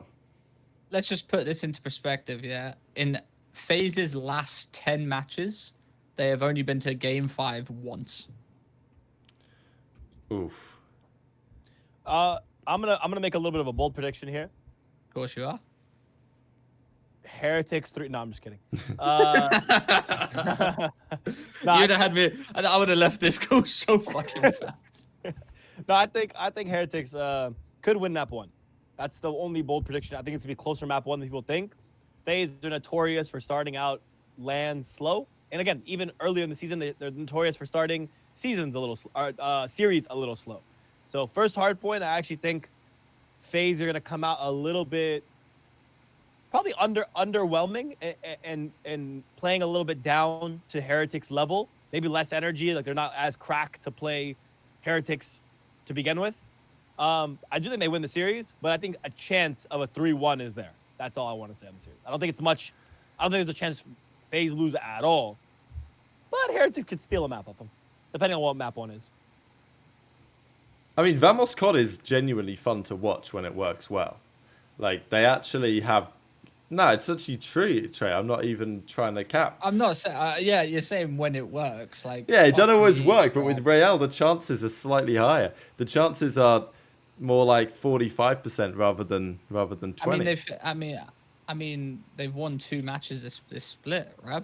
Nah, they won 3, I think. I think they were 3 and 4, weren't they? Was it 3? I think they got I to don't know. 3 and 4. This hasn't been updated, so Easy Max screwing me on this one. Maybe, Well, I think it was maybe 2 and wasn't. 4, and then they won their final series. They're 3-0 Gorillas, Yeah, no, it's so... not you know. updated. Of course, Easy Mac updates FaZe though. You motherfucker. Yeah, But I mean, put it in Easy perspective. Yeah, Miami finally got winners bracket. Not finally, sorry. They've got winners bracket. Now they just have to win a map on LAN. If they win one map on LAN, they might be back. It's just unfortunate that you're playing the number 1 hardpoint team, the number 1 S&D team. No, number 2 S&D team, number 1 control team. Actually, they're second in hardpoint too. So it's just it is a big shame. To be honest, it doesn't matter who you play.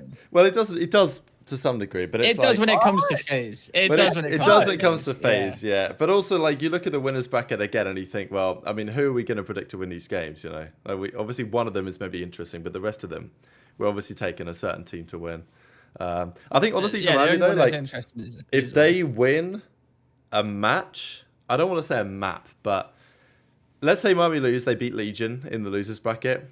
They're making champs as far as I'm concerned. I think I'd be confident enough to lock in that prediction at that point. Because although they've been very poor on LAN, if they can show me something here, I think I've got enough confidence in them because their ceiling is much higher, Heretics, than many of the other dogshit teams. Even though their floor is bad. I think me and Trey got. I don't know. I look at Trey's face. Well, this is my point, right? You say they got a higher ceiling than most, all right? So we got Ravens, who we think are better than them. LAG, who we haven't seen a play at LAN. Vegas are above them. LA Thieves are above them. Minnesota are above them. Vegas aren't better than Miami though, I don't think right now. I guess we'll see if they play, but I don't really know how to say it with Johnny yet. It's kind of tough to say, right? But like if you look at the standings, they're kind of in the ballpark, and I don't know. I've been quietly impressed a little bit. This is where the Ravens need to get themselves the top 6, so those 5 points are not gonna fuck them over. Oh man, I mean right now, yeah, they're 5 points. I mean look at this league, right? Like the standings are insane. The standings are. I've never seen anything like this. It's kind of good as well that we have one team that's dog shit, because if we didn't have the bad team, then it wouldn't be as interesting for the rest of the spots. But like in New York as well, have a look at this, right? New York to Surge is 110 points between 4th and 11th. If you add 110 points to Subliners, you get to 320, which is basically Ultra. So like the gap between Ultra and even the gap between like OpTic and New York is basically the same as the gap between New York and Surge, which is pretty wild. But that's our league, baby. Just imagine Legion. Like they were 6th at one point, if I'm not mistaken. 6th or 5th. They do the swap with ASIM. Now they're 8th in the mix again. Yeah, you gotta hope that Johnny being on board now is because we really don't have that many time for changes now. You know, after this major, what have you got? Like, you got major four, and then that's it for you for champs. Yeah, that's it. So I'm hoping that Johnny is the right move with him, because I do want to see him make champs. I think Dylan does deserve it, especially how he's been playing. Even that series just played against Boston, he had a very good series. So Legion need a good champs. Legion need a good Toronto major, but I'm gonna still disagree with you, Rab. I don't think Miami have got the ceiling above these other teams. I think I'd need them to win a match to make. But honestly, looking at these teams, I'm thinking, bloody hell, to predict teams not to make it is kind of tough. Like, I think Gorillas, I was kind of high on them a bit, but that was honeymoon cheese, to be fair, so I've changed my mind. That's what I said, Rab. But I know. You're always right, Trey. You're always right. Okay, you're always right. Right. Yeah. Well done. Nicely done. But it's like, even though... Thank you, Master Rab. So Gorillas are 6th, but it doesn't really feel like they're 6th. And then Rocker are 5th, but Rocker have 9 wins, Thieves have 11, Heretics have 10. It's actually madness. This league is madness right now. Like, anything could happen here. Even Surge at 11th are like 10 points off qualifying, 10 points off 6th. It's madness. It's scary. Like, this is probably the scariest it's been. And imagine Boston get a few wins too. I mean, I'm gonna chalk them up, one, because I have to get a Boston Breach title if they make champs, so I'm a big hater right now. So That's true. in theory, keep your roster. Honestly, you're so unlucky with all these map 5s. Trust me, just keep it. I will say, like, all the results, the way they've happened, to basically set this up. Like, the fact that Boston have lost to everyone, and the way that, like, Miami beat Gorillas and all this stuff, it's set up this, like, insanely competitive situation right now. Bro, this really is it really is playing out for Clay to fight for his life for 5 points. That's first off. It really is just playing out like the script at the start of the season had to play out, where he's going to be fighting. It's all going to come down to one match, one map, game 5. Clay gets the champs or he doesn't. It's going to happen. But speaking of these winners round ones, do we want to go one by one, or should we jump? Should I go through and make predictions? How should we go about this right now? I mean, I think we talk can. About them. I say we talk about them. We got FaZe winning. Well done. Yeah. FaZe winning. And then Thieves, Subliners, I think we've all got FaZe winning.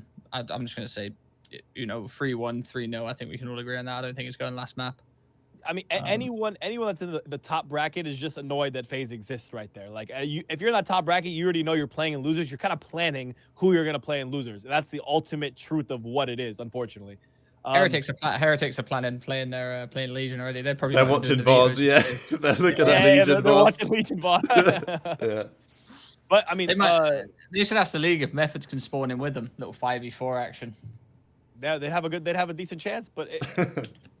I think they still.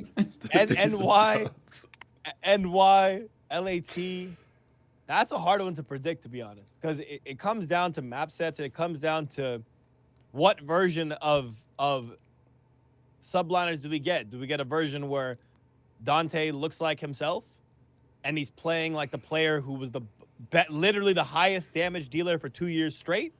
Do we get that guy at this LAN? Is it really all lag? Is it really all this cheese? Or is he gonna come back and be like online underwhelming? Hydra's gonna perform. We need Kiz to come in and do what he does. Guys need to get in some engagements.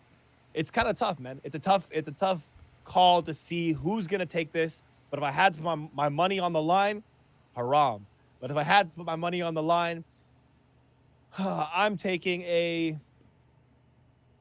3-2 Subliners, just because the respawns will be close. S&D, I think, will edge them out, but it's not going to be a clean win. It's going to be a scrappy win. But this is really up in the air. 3-2 is just if I had to choose.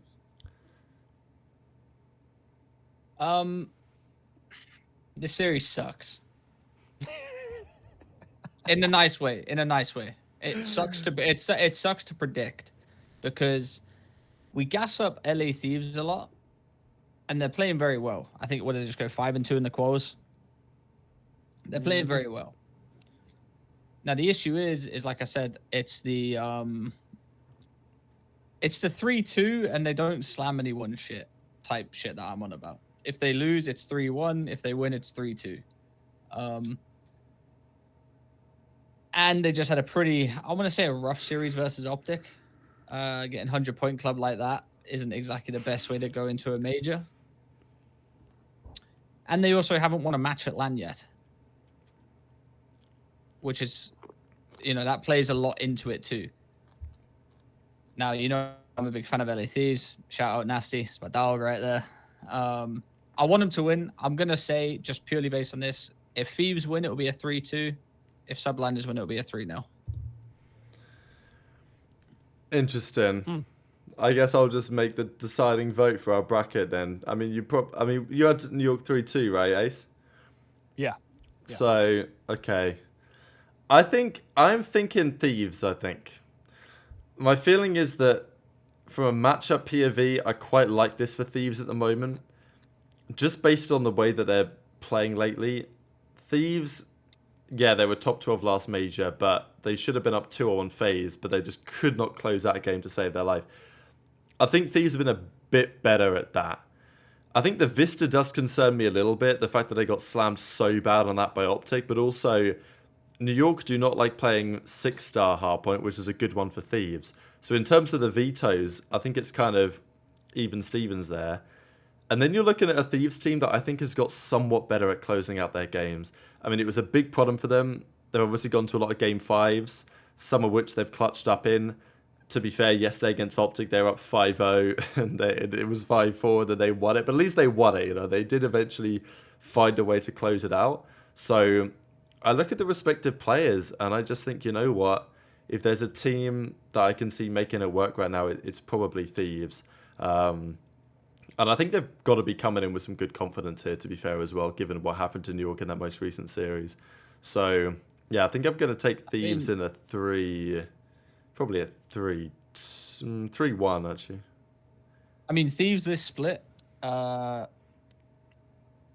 3-1 in game 5s, 6-2 on the year, which is the most out of any team this year, I'm pretty sure, based on these stats that I have. So if it goes game 5, I know what I'm looking at. Especially with how they've been playing. I'm a Ghosty stan right now, I think. I think if there's anyone going to take him across the line, it's not Joe Deceives, it's not that, it's Ghosty. By far been one of the most consistent ARs in the game that's outside the top 4 teams, and I think could have an argument to be, if they don't finish strong this season, either they rebuild around him, or you'll see, I think it's a potential you see him on a top 4 team next year. Yeah, he might get poached for sure. Hopefully he doesn't, but he might. Yeah, I enjoyed the underdog story too much. It's no, I don't know. Now this yeah, he's gonna so weed is legal in Toronto. Dan will be off the Papania. He's gonna have the primary supply. Yeah. Dan's 99 rated card is gonna be a little marijuana in the corner. In cinemas, he's gonna have a bong in his right hand, scuff in his left. That's convinced me enough already. I will say in intel right now I can give is that LAT are actually scrimming because they're in the room right next to me. So damn, scrimming a lot of teams. We saw OpTic were not scrimming. OpTic with what the camera or just go run in. Yeah, go run in. Oh shit, you're losing. Yo, quick. Never mind. Bad intel. No, they're actually. We need that. So we need that. That a lot of teams right now. We saw OpTic. OpTic are streaming. I know, obviously, like Rocker and playing. Other people aren't playing as well. So let me see what the scores have played in this FIFA game. Yeah, Thieves are locking in. It's good. They want it. All right, Ace. Oh, not Ace. Trey, you've got the deciding vote here because Ace went New York. I know I was on the Thieves. fence. I just yeah. Wait, I thought he picked already for Thieves. No, I just said either LA Thieves wins 3-2 or Subliners win 3-0. I'm gonna go Subliners. Okay, New York win. We've got Ultra versus Surge. Wow. I mean, Surge have been better. My concern is that they're going to be LAN frauds, Surge. I think watching some of their gameplay, They've been better online. They bring the pace. They bring the energy. Bloody hell, do they bring the energy. Listening to Hook's comms is actually sensational. But my concern is they'll turn up to LAN and they will not be the same somewhat improved team that I think we've seen online. Toronto handled business as OpTic do against everyone they should beat. I think this series, I think the maps will be close, but I actually think that it might be a 3-0 to Toronto. Okay. Yeah,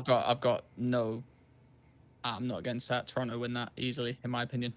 I think even if Toronto are at their worst, they have still more talent than Seattle to beat them just based on that alone. 3-1, Toronto Ultra. They're gonna lose the S&D because they have looked inconsistent in S&D. But respawns, I don't think there's any question there of how good Toronto are, especially even in hardpoint still. There are questions with them against other top 4 teams. But I think, yeah, maybe Surge might, there is a chance. There is a speck of possibility here. There is a After losing NYSL on the Toronto- cards here, possibly. Yeah, the possibility here is still in my mind that Surge have been playing, in different locations, out of Vancouver, probably on the worst servers than anyone else, the furthest away from all the servers. So their buff coming to land could be massive. I don't know if O4 has been playing with them or without them, but if he's been playing remote, that makes the server cheese 10 times worse as well. So I think that is a possibility, and there is a realm, small blick of a percentage that Seattle can win this 3-2 NYSL style, but my heart still says 3-1 Toronto Ultra. Take care of business, and Surge have to go. Who do they play? Surge have to go play Rocker. There you go. Well, listen, I've got no faith in Surge winning. Their last 3 losses have been to Miami, LA Thieves, and then they lost to FaZe. So, in my opinion, a loss to Miami isn't great. That's And the for end of that the world right there. and for that reason alone, I'm out. you're going to losers. All right, down they go. OpTic versus Ravens. So this is full force Carolina. They've turned up to LAN. I know that Clay did a tweet about this. They're 6-2 when they're together. I think they're like 3-2 on LAN. They're 3-0 online or something. I don't think they've lost a series yet when they've all been there in person. That's what I'm saying, brother. Clay turns back up and they win the series. I mean, we'll talk a bit more about Rocker in a second, I guess. But yeah, Felony has still been a bit of a liability online. I can't say I'm surprised at all. Ravens should be better come LAN, but I think that they need a fellow masterclass. They need a fellow when he was on Elevate versus OpTic Gaming, Black Ops 3, Evac Hardpoint, when he dropped like 40-something kills and had that crazy pop-off game against that team at the time, against the Dynasty. They need one of those things, because I think even Gwyn shooting back, it ain't going to be enough against this OpTic team if it's just him, because I feel like OpTic have turned a corner a little bit in terms of maybe just Pred's gameplay. I think, okay, he's playing EA Sports FC or whatever they call it now, FIFA, at the moment, because he's chilling. He's had a great series yesterday. But I feel like I was impressed by the way that Pred handled those couple of hard points against Thieves. Not only is he godlike on Subbase, which seems to be his best map and basically the best player in the game on that map. We saw him play New York on it back at Major 2. But also, that Vista was deadly, and there's a feeling that, yeah, Pred just needs to play every map like he's playing Bacage, and you can get away with it on some of these maps. And I feel like Pred's turned a bit of a corner to get back to some of that form we saw in the early part of the season and some of the form we expect from Pred. And if you get that level, then good luck. It's this what we said, though. He does it to everyone, apart from FaZe in terms of the confidence level. Now, we went over his KDs the other time, but that was everyone's thing, is he does it against everyone. But when it comes to FaZe, that's when he does the laydown bullshit. Now, I troll and stuff like that when I say he's on FIFA. Like, do you know how much FIFA I played when I competed? It's good to have a chill day, especially before you fly to Toronto. Like, what's he going to do? Sit there and play rank play and get hacked on 24/7? No, let him chill. All right? Pred is by far one of the most skilled sub players in the game. And I think when it comes down to FaZe, it's not only, and we had this argument before, it's not only everyone blames him and stuff like that, says he plays different or whatever like that. He might play a tad bit slower, but the OpTic team in general against FaZe doesn't play great.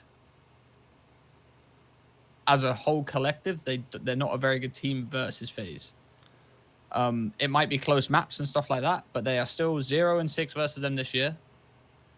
And to say like Pred plays different against them isn't a true telling story of them together. I feel like they have very good teamwork against everyone else, bar FaZe. They choke a lot versus FaZe.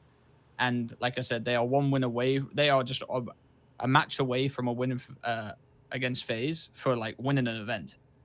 All they have to do is beat FaZe once and you win the event, in my opinion. What is this that you brought up, Rep? This is courtesy of Turtle. These are the records of OpTic so far this year, just to make it clear that OpTic have been smoking everyone that they've played that isn't called FaZe. I mean, they are since January 19-0 in matches that aren't against a team called FaZe, which is pretty impressive. I mean, Ultra aren't too far away, but still, for OpTic to have beat... I mean, this is like since the Major 1 qualifiers. They lost that series to Miami, right? And since then, because obviously they lost 3-0 to them online, they came back and slammed them, Pred threw up the 3-0 and all this. And since then, the only defeats which are coming up in red are to FaZe. Every other series OpTic's won against everyone they've played. And to be fair, it's quite a while ago even now they played FaZe, which is the stupid thing about these qualifiers, but like, they played FaZe like the first week of the qualifiers, basically a month ago.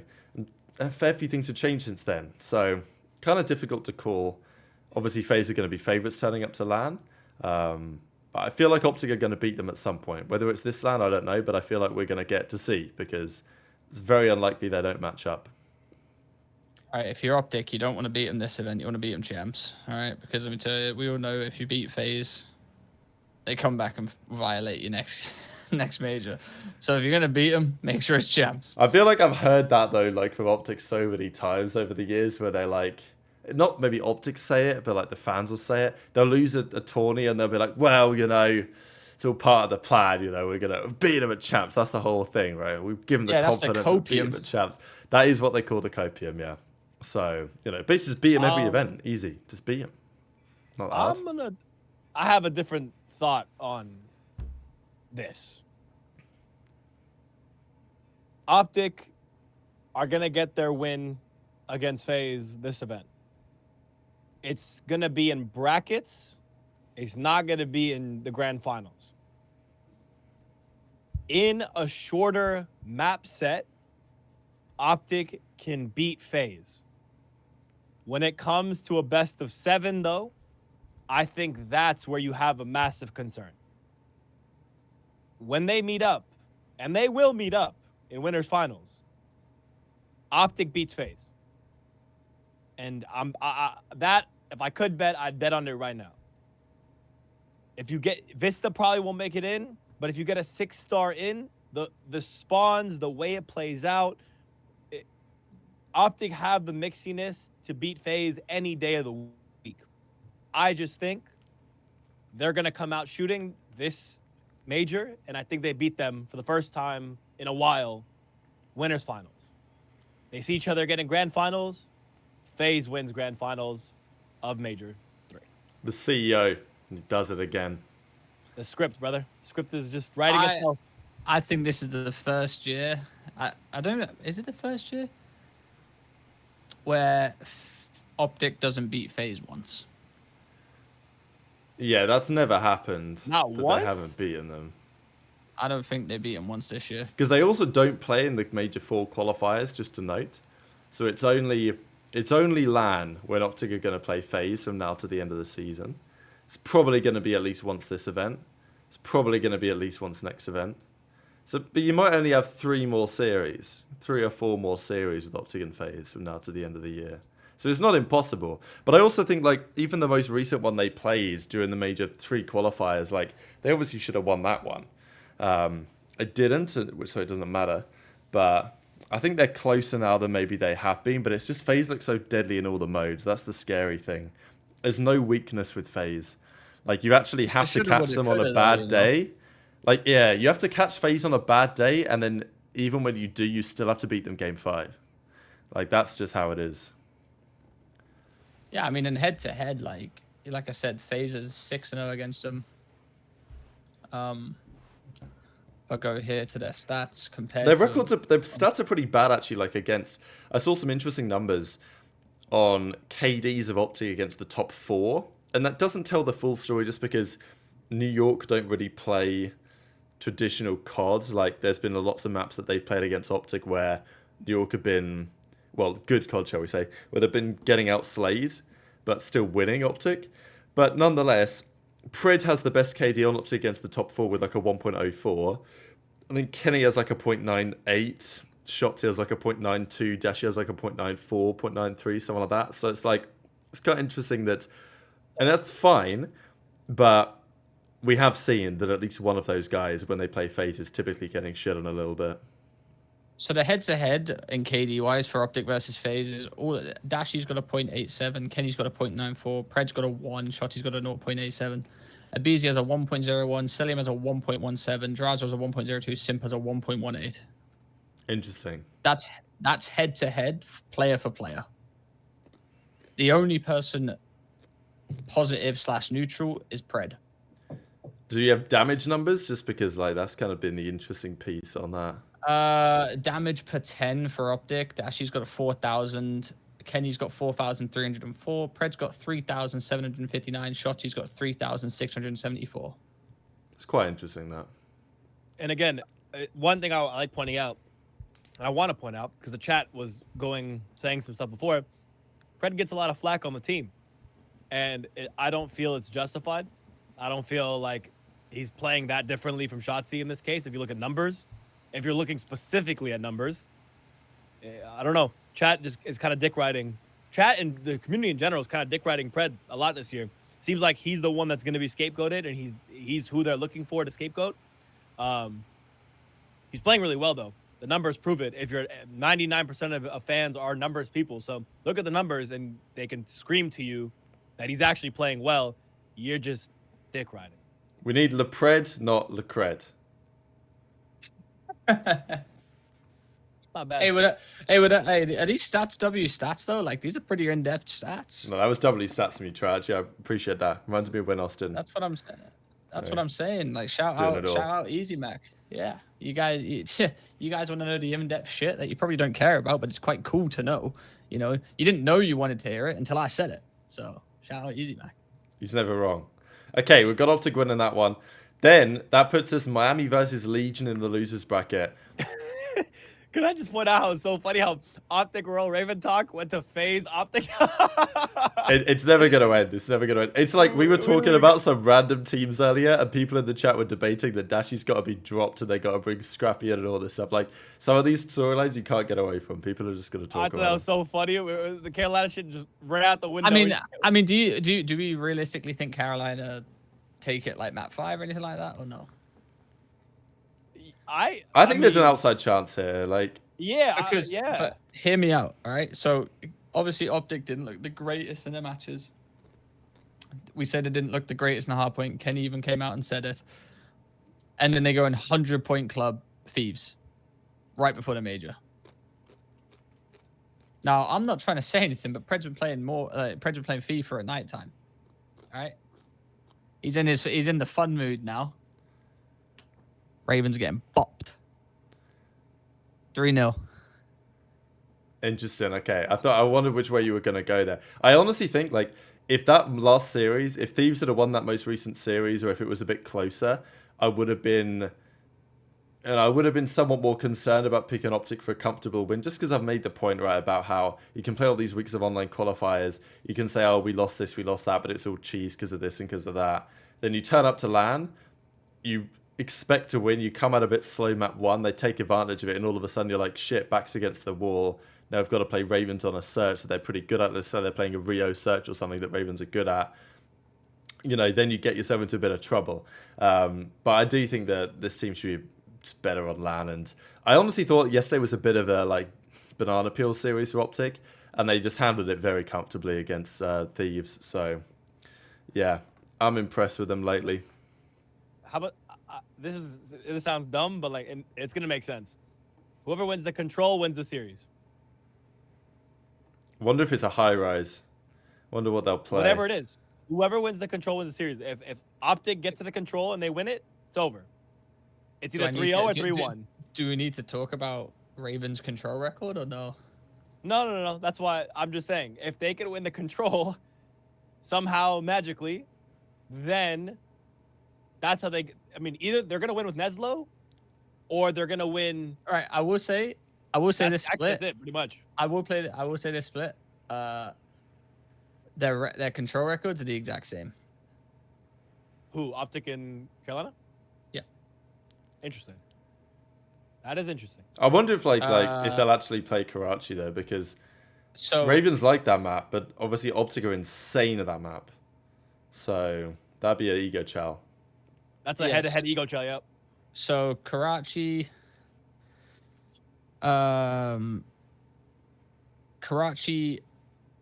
Ravens are 4-5, and OpTic are 9-2. Yeah, but the Ravens have got a bit better. Like their record was so bad at the start of the year. Ravens in control, they were so awful. Like the amount of high-rise controls we watched them play terribly. They have got better. I just don't think they've got enough, and they also don't like really playing invasion. So I think it's going to be Karachi or high-rise. Based on these matchups, I think we can guarantee an OpTic hardpoint wins. You know, they're 10-2. They're split. Carolina are 4-9. Carolina are better at S&D, but that's also because they've played more S&D maps and their control is the exact same. And also Carolina's map 1 record is 2-5, whereas OpTic's is 6-1. So everyone says OpTic has, kind of slow starts. They're coming out pretty hot this major and not actually losing map 1 there. Before you would see them, maybe come close to a map 1 loss or something like that. But they've actually been pretty dominant. So, can't really knock them for that. Whoever wins the control wins the series, baby. That's really what it is in this one for me. Who cares about map 1? Who cares about map 2? If you win the control, though, it's up. That can change the whole course of this series. All right, I think on the balance, we're taking OpTic to win. So then we've got OpTic versus Ultra in the next round. Let's do Legion versus Miami in our hypothetical bracket. What do we think we here? Get to the exciting stuff. Yeah, Woo! I'm buzzing for this one, baby. Let's go. The fucking best shit, bro. You know what? I'm gonna start this one. Oh, Johnny Masterclass, S&D Masterclass specifically, right? Specifically S&D Masterclass. 3-0 Legion. Miami don't win a map on land. I'm not in disagreement. That's where I'm at right now. I'm not in disagreement. I think we're just going to follow a trend of Miami not winning a single map on LAN. And I don't necessarily, because I think they're terrible. I don't think they're good, but I don't think they're terrible. I just think it's, you lose 3-0 to FaZe, you sat there in your head, you're thinking, fucking hell, not another event with no map wins. And it's just going to play on their minds. And Miami might not win a map at a LAN event this year. And also, if they don't do it at Major 4, then obviously they don't even make champs to win one, right?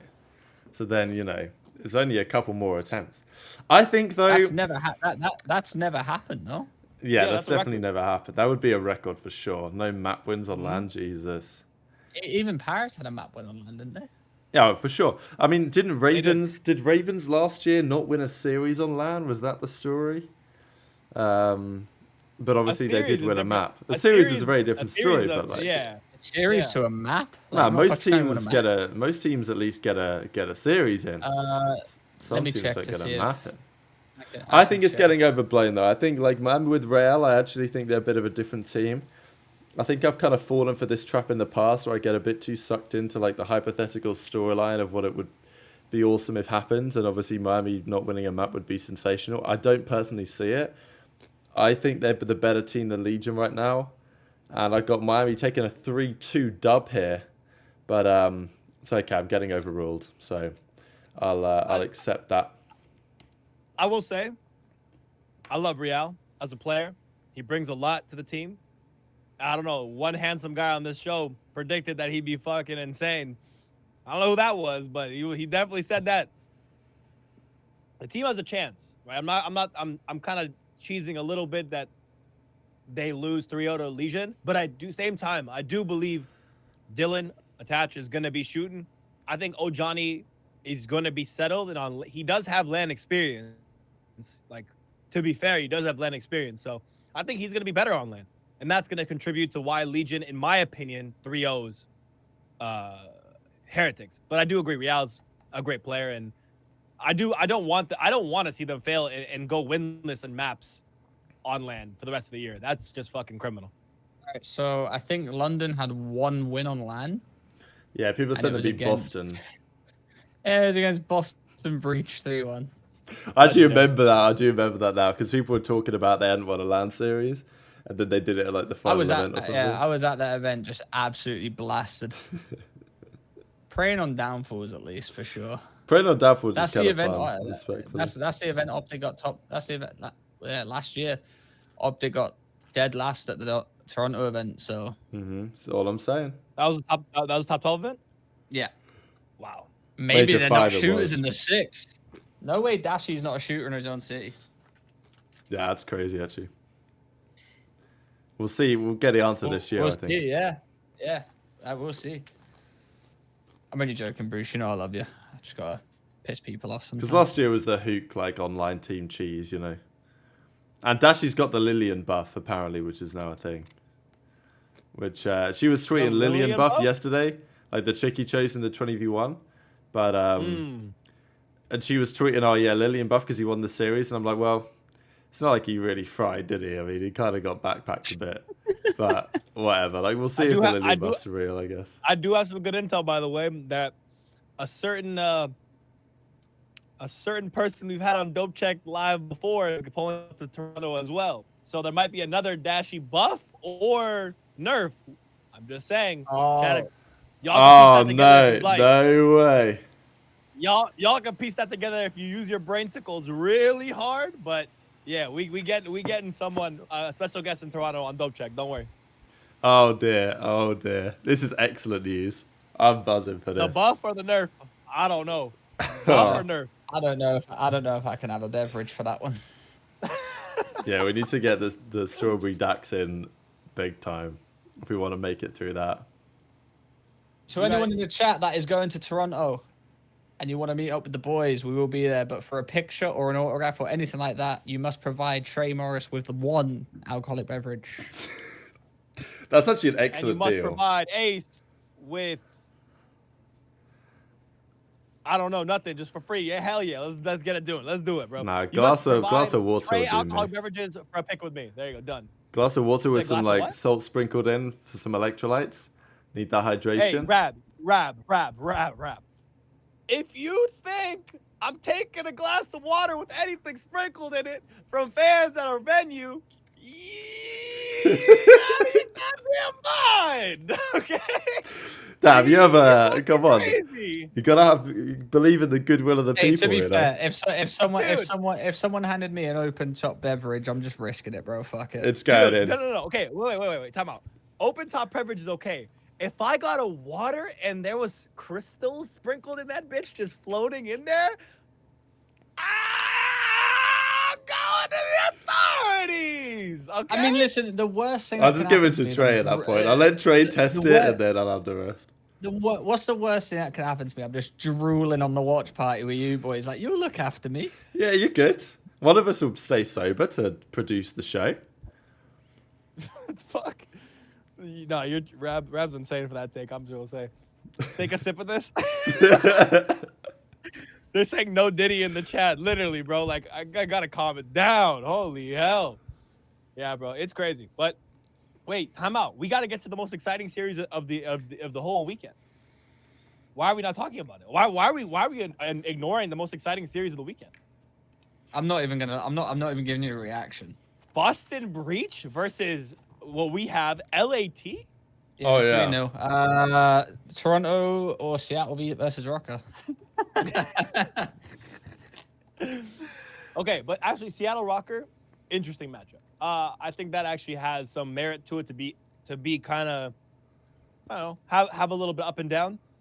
Personally, I'm going Rocker.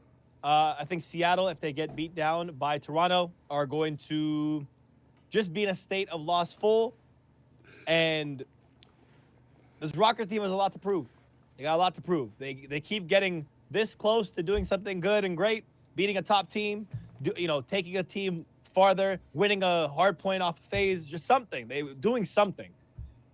And this is my, and I this just is my love favorite. listening to Aces Copia, bro. It's so funny listening to what he says every week. They've got a lot to prove. They've got a lot to prove, man. That means they're going to win. Rab, this is my favorite time of the show because shout out to Easy Mac. Oh, baby. I'm actually rock hard right now. Let's Read this shit off. Let's talk about it. 2-5, 2-loss streak. They are 8-16 map count, 3-7.5 point, 4-4 in S&D, 1-5 in control. The only positive to this is their map 5 record is 2-0. The only teams they have beaten is Boston and LA Thieves. Both went to game 5s. They ain't good. Okay. My response is they're 5th. Suck on my dick. They were Right, don't say that again. You're staying in the same room. You got to be careful. They are 5th. Okay. First off, they're 5th. They are cheese 5th, bro. Time out. Let's be honest here. Let's be sincere. Are they not a bit better on land? You do realize 5th is 20 points away from 11th, right? Wait, what? This is coming from the guy that says that close leads don't matter. So 5th is 5th, right? Yeah, I'm just letting you know that it's close. Oh, I know it's close. Just like all the rest of their series, they were close. Yes, they lost. But they are one loss away, yeah, from being out the top 8. But let's be clear about one thing. They do play better on land. Do we agree or not agree? You don't agree with that? I don't know about this new team. This is the thing. This team hasn't played on land. Look, I'm not going to lie. The old version of Rocker might have been better. When they had Vivid here, when they had Awakening, he weren't great, but... Bro, at least their series were hilarious to watch. And Linz was popping off at the time. Like, nowadays, Rocker are just back to the same old boring bullshit. Like, you're actually right. This is why I was a Rocker hater back in Cold War, when they used to waste my time by going Game 5 series, but they would do it in the most boring way possible. And they're doing the same shit again. Like, if I was the cousin of one of the players, I'd watch because I'd care what my family, was up to. But if I was any further related than that, I ain't watching these guys' series. It's too boring.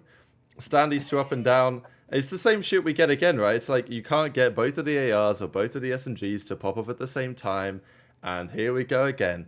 Minnesota go down. This is the head-to-heads stats. 6 and 6.5 point for Seattle, 3 and 7 for Minnesota. 5 and 4 for Seattle and S&D, 4 and 4 for Minnesota.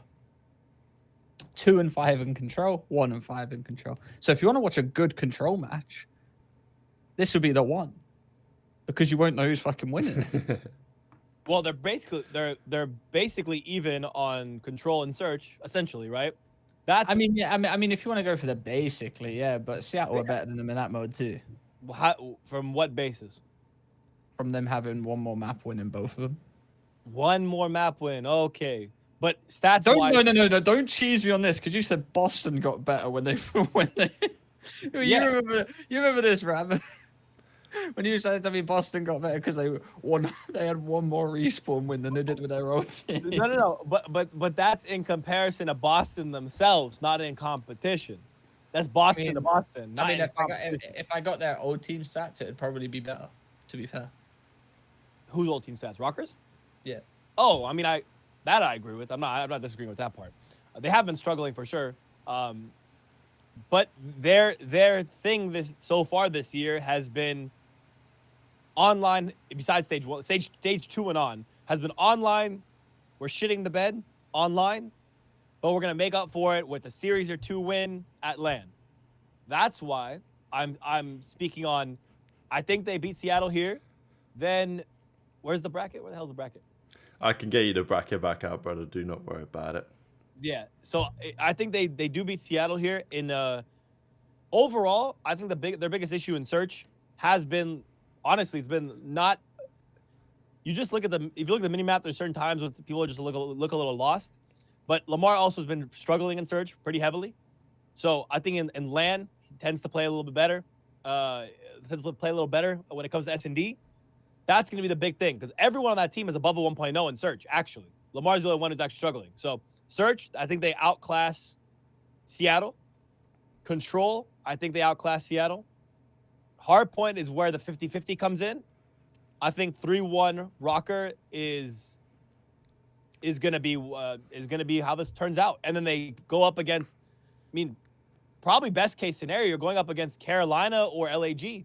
So you have a chance here, honestly. That's why I think Minnesota actually have a big chance to push up in 5th and really lock their spot in for champs.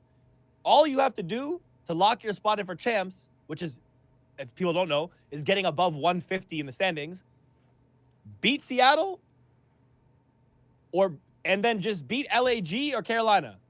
That's what's in your way of getting champs.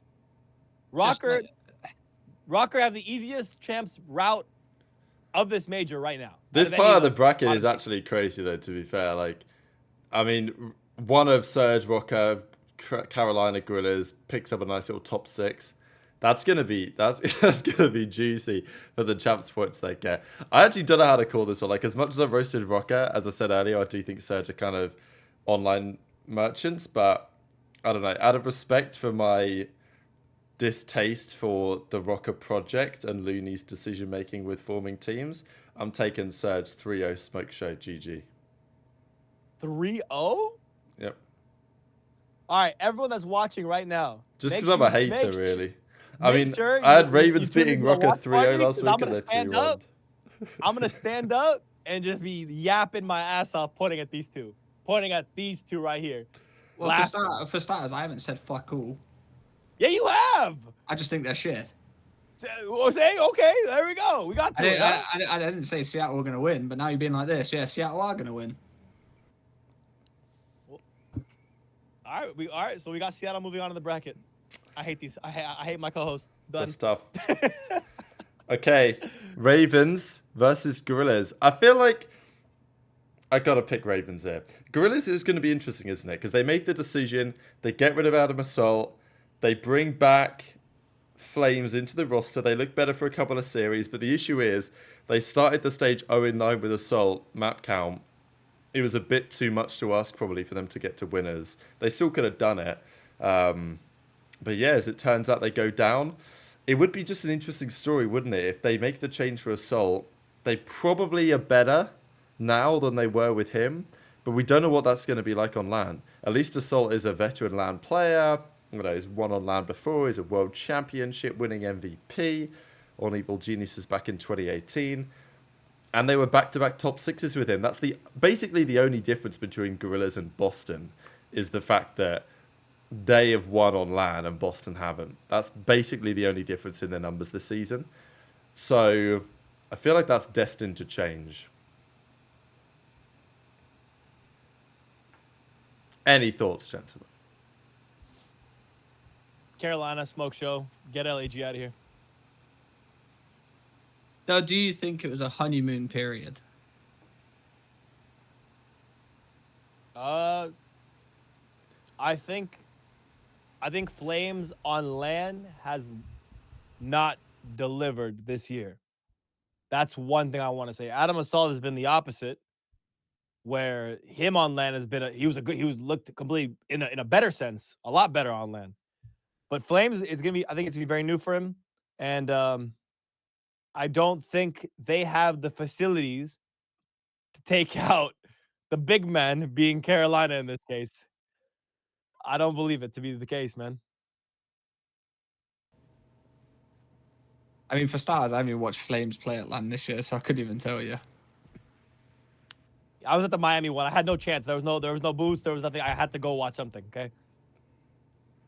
I mean, yeah, it was just you and your lonely little piece. It was literally me on my lonesome, no watch party, doing interviews, and then just watching challengers and yapping with the scuff guys. That was my entire Miami event. I don't know what's going on with my camera, by the way. I am turning blue LSD flavored colors. I'm looking like a fucking Roundtree's random right now. I don't know what's going on. 1 minute it'll go black and white. Next minute I'm all yellow and pink. I'm turning it. It's like I fucking popped an LSD on the camera. Besides the point, you can all laugh. I can't believe I played this prank on you, by the way, for the last, 15 minutes. Wait, you're doing it to me? Yeah. I thought everyone knew that. And then you couldn't figure out what was going on. They said it's my camera. Oh, that's sensational camera, so I was work, trying to chat. sort That it is brilliant out. work. They think I haven't got the source on the laptop? Well, that's crazy. I thought it was obvious that I was just messing around with the color correction, but then I saw you tripping, so I thought I'd keep doing it. Brilliant work Yo, for me. You're hella annoying, bro. Well done, everyone in What the chat. hell? There you go. I'm black and white now. Go fuck yourself. I'll bring you back to normal. Fuck you. All right, go on, Ace. I don't even. I got lost with what y'all are doing now, man. All I'm gonna say is, y'all giving LAG too much credit, man. That's all I'm gonna say. Y'all giving LAG too much credit. Y'all giving them. We haven't seen them any on credit. I'm not giving them any credit. I don't know how FaZe plays on LAN. I don't know how they're gonna play on LAN. They haven't really looked that good online. So, and you're coming up against Carolina, who is like deciding that's gonna lose against OpTic. And then Ab said, an outlier could be, a Game 5 win for Ravens too. So I see this is the first time Gorillas bail out dead last at an event.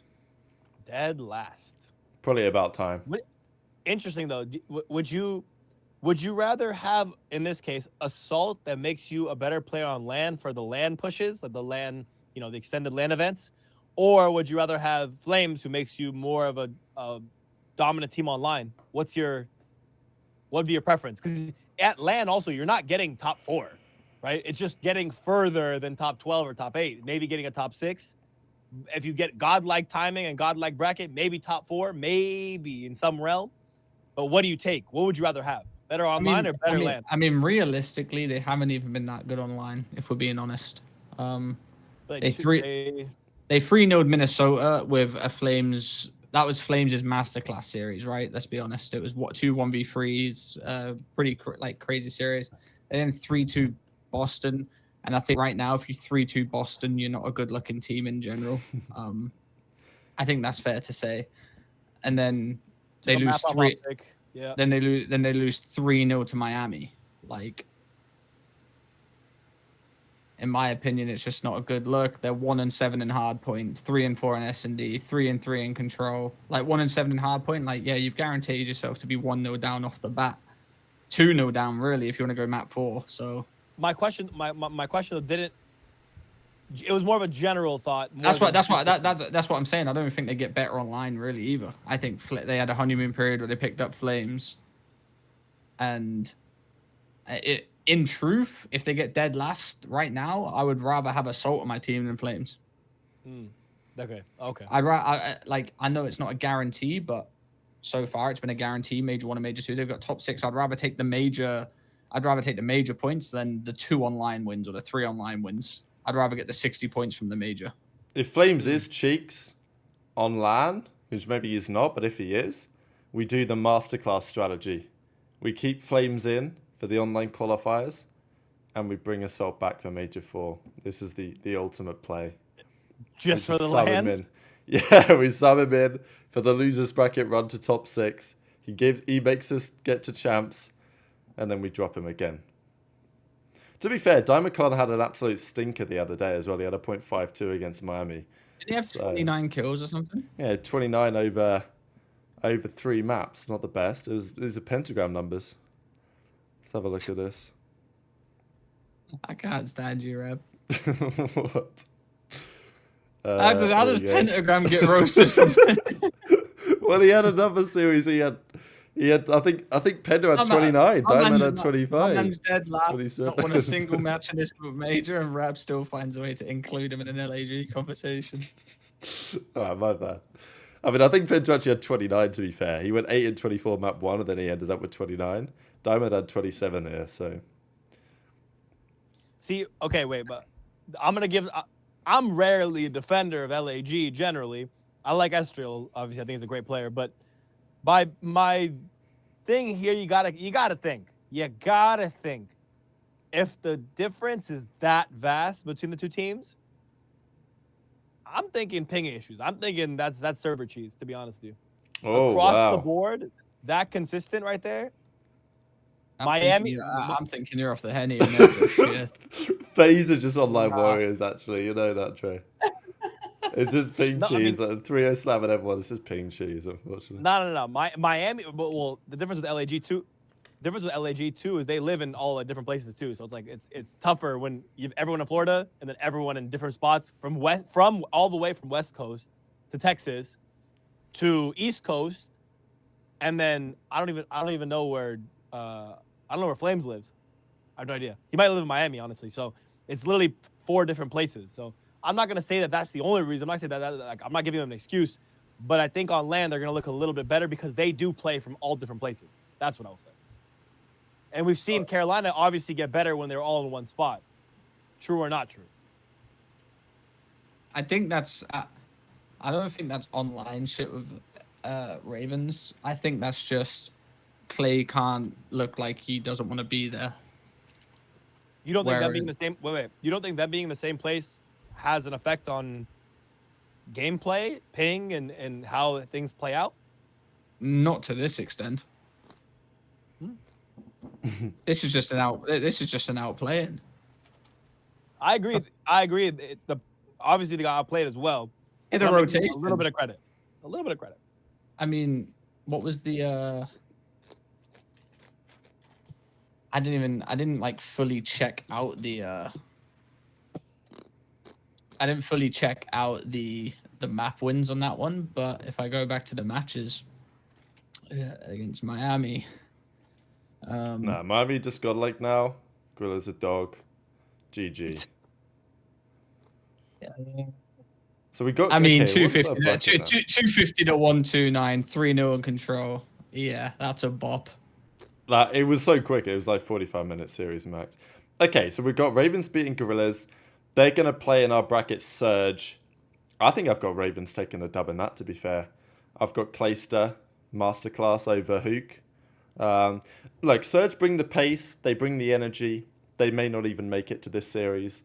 But I think Ravens are a stronger team. And I think Ravens, with a top 6 placing, they could even get better than top 6 here. I'm not going to lie, because you know, the way this bracket will play out, the winner of that lower side of losers, they will play the loser of winners round 2 upper side, right? Which is going to be, in our bracket, FaZe New York, or even FaZe Thieves, but theoretically, the loser of that is going to be Thieves or New York.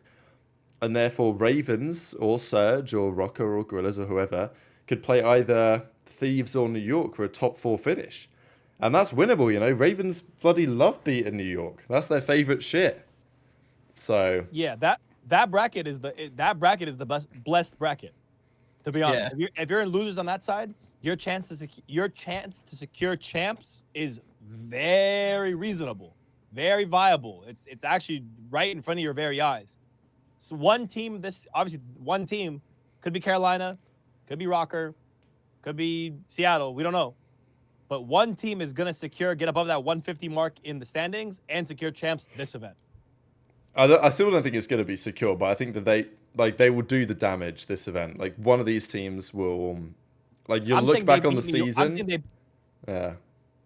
saying they beat New York. I'm saying one of these teams is going to, if New York get dropped to losers here, as we have them in our bracket, I think they actually will get beaten by one of these losers teams, and then that losers team will end up claiming 45 points right there. 45 points means you made champs. Basically. All right, here's the question. Do we see a different top 4 than our regulated top 4? My answer is yeah, because I was saying this a few weeks ago, so I'm running it back. Do we think it's Atlanta FaZe, OpTic, Ultra, and then someone else for New York? I think so. I might take Ravens, baby. Well, who are you taking? I got TJ Halley. I think there's loads of little crumble cookie places around Toronto. Is that not true? He's going to be cooking out of his mind. Yeah, probably with some different chocolate chunk chips if you catch my fucking drift. What do you mean by that? Now, what do you? Hey Trey, what do you mean by that? Hey, you're either going crumble cookie or Medman. All right, that's where you're getting the other cookies from. Boston top 4. I'm just sitting in chat. That's just the only team that I can see based on online performance coming into this tournament and taking a 4th spot to me would be LA Thieves. It's possible, but like, look at the way the bracket works, right? Because we've got Thieves dropping down to losers, and they've played Boston, so we've got them winning that. And then they'd play Miami, or we had Legion, didn't we? They play Legion, they win that, but then they play the loser of OpTic and Ultra. That's the difficulty. Like, if Thieves want to get top 4, they probably need to beat New York, round 1. I think and they may do. They can do that. Oh. I think they can for sure, but like that's just not what we had in our bracket. But Legion. yeah, I can see it. I see Legion potentially getting top 4. Yep. Yep. Damn. People can say can. Bro. Again, I've been One faded game for my 5 Gwyn against take. Boston, and this guy. I've been faded for my Gwyn take. I've been faded for Snoopy's ass. I've been faded for all this stuff, but it always works out. It always works out in my favor. It's okay, guys. It's all good. Y'all can hate. Okay, buddy. This guy's trying to justify the fact that Minnesota aren't dog shit because they beat Boston game 5. So now apparently anyone that beats Boston game 5 is now all of a sudden good. Hey man, I'm just letting y'all know. Y'all heard it here Cooked. first. Just wait, man. Just wait. Just wait, bro. Wait. Wait. So are we finishing the bracket completely? I mean, yeah, we could finish. I'm done. We could finish the bracket real quick, yeah, because Yeah, we're not too far from finishing this actually. Yeah, so okay, let's go to winners round 2. So we've got FaZe versus New York in our bracket. I mean, I guess we know what we're taking here. Yeah, FaZe and then Ultra versus. And then OpTic. OpTic. That'll be a good series. It'll be a really good series, I think. I think OpTic have been playing well. This one's a hard one to call. I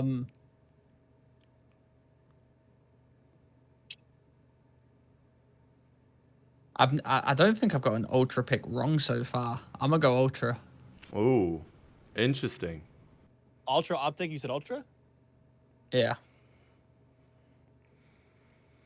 OpTic. Duh. I just think they're a bit too weak in search. That's my issue. Like, I actually think the respawns will be really competitive here, but like Ultra's search has been pretty bad. Scrappy's not been very good at that game mode this year, so I think OpTic will take it. I think it might be a game 5-er, but I think 3-2 OpTic in this one.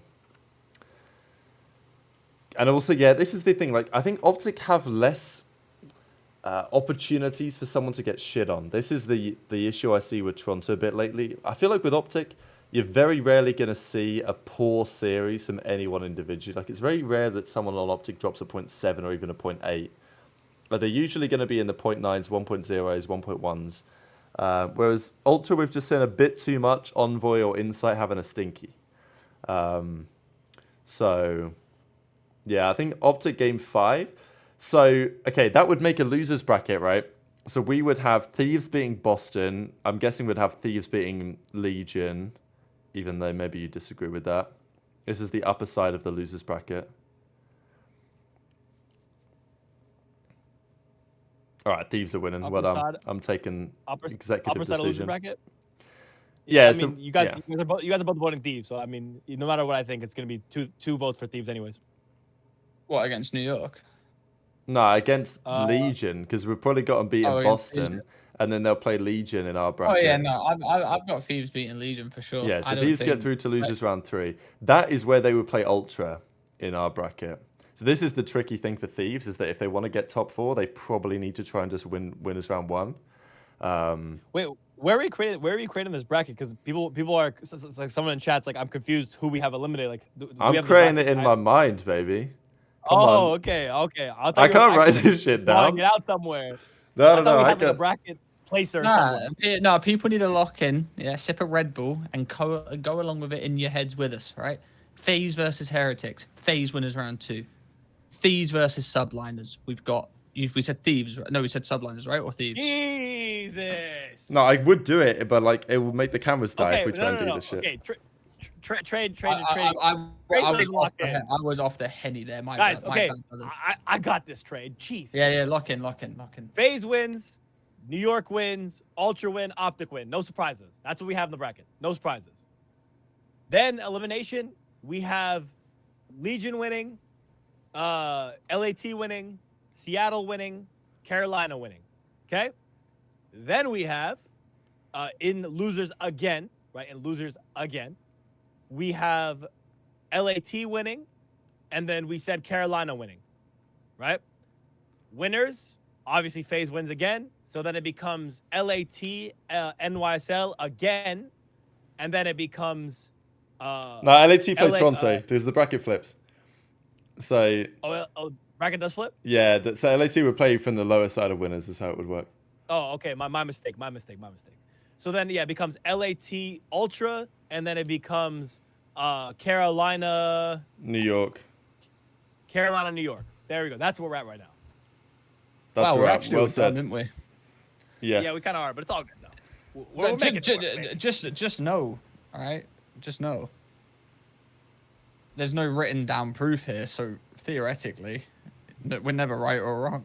Right, we just No, said we'll it. get someone to make it for us a graphic after the tourney. I can't do this shit on paper right now. It ain't gonna work. Well, what we'll do is because I'm gonna assume we're gonna have a show up before the actual major starts. We'll do our bracket then. It will probably change from this video, to be honest.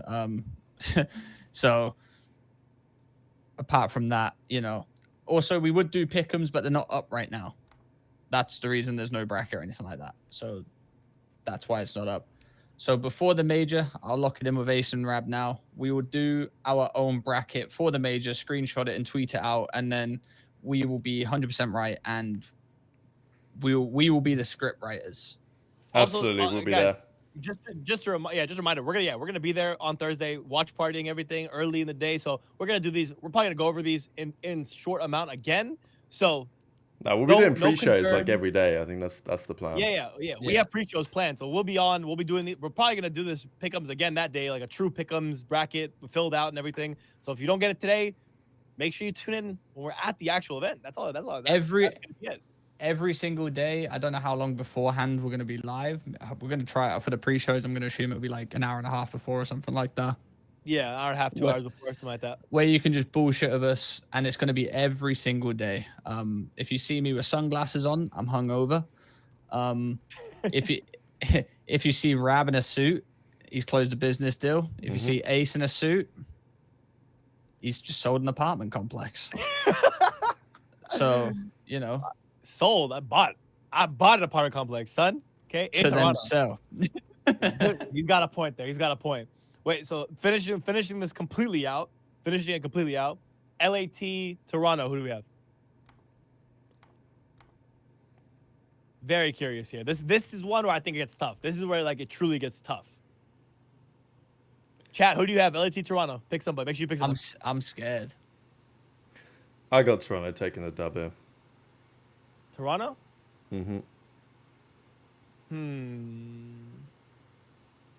I really want to say LA Thieves, but do they have the dog in them on land? Well said. I think I might have to be the tiebreaker depending on what Trey says. We'll see. No, I'm gonna go Toronto. Okay, so it is Toronto. We're picking Toronto, and were you gonna say Toronto too? I think I was leaning Toronto. Yeah, but it's hard. This is probably for me 65-35, 60-40. It's pretty close. I just brought up OpTic's bracket so people can visualize it a bit easier. Ours is obviously very similar to this, but we've got Carolina making the losers run instead of Ravens. But apart from that, it's basically the same. Oh, okay. Well, great. Look at that. Beautiful. Thieves Ultra, and then it ends up Ultra, or no, NYSL Carolina. What do we have there? That's another tough one. I mean, I'm committing to it at this point. I'm committing to it. I'm committing to the Ravens losers run, the Gwyn Masterclass. They love this series. Trey? As much as I hate saying it, it's just got to be New York. Fuck, I'm the tiebreaker, the game breaker here. New York, Carolina. I'm going New York only because Hydra's gonna slam Clay. So second major in a row. The top four, all the top four. I mean, it's not out of the realms of possibility. I feel like someone's got to give this event, you know. But I could obviously see it. I mean, it's the most likely outcome. Should I make my bold Miami-esque prediction? Mm-hmm. Where if Subliners lose to Thieves, they get dead last. I mean, we did kind of say that, but we weren't gonna say. Well, who they end up playing Thieves or Breach. They can't lose to Boston, bro. Yo, low key, I feel like that's just something that New York would do. That's if it was anyone else sitting there, I would consider it. But if it's Boston sitting there, I can't consider it. The funny thing is as well that even when New York and Boston were both like kind of mid, like in Vanguard, New York still always had their number. Like New York, when Krim was there, New York would always win the series against Boston, even when the teams were both like pretty bad. And now it's like Jesus. So no one loses to Breach. Subliners did lose to Rocket and Raven, the major one. I mean, it's not in the realms of. And you know, Boston, you know, Reapers in their own right. It's not impossible, but like, bro, that's like the betting odds on that match is probably 800 to 1, probably. You ain't making any money from that one. Yeah. But if you bet on Boston, you're making a shit ton of money. But like, no, you're losing a shit ton of money. Well, you're losing whatever your stake is. Yeah. So little Ben Beans masterclass. Nah, I mean Beans is gonna have a masterclass. I believe that 100%.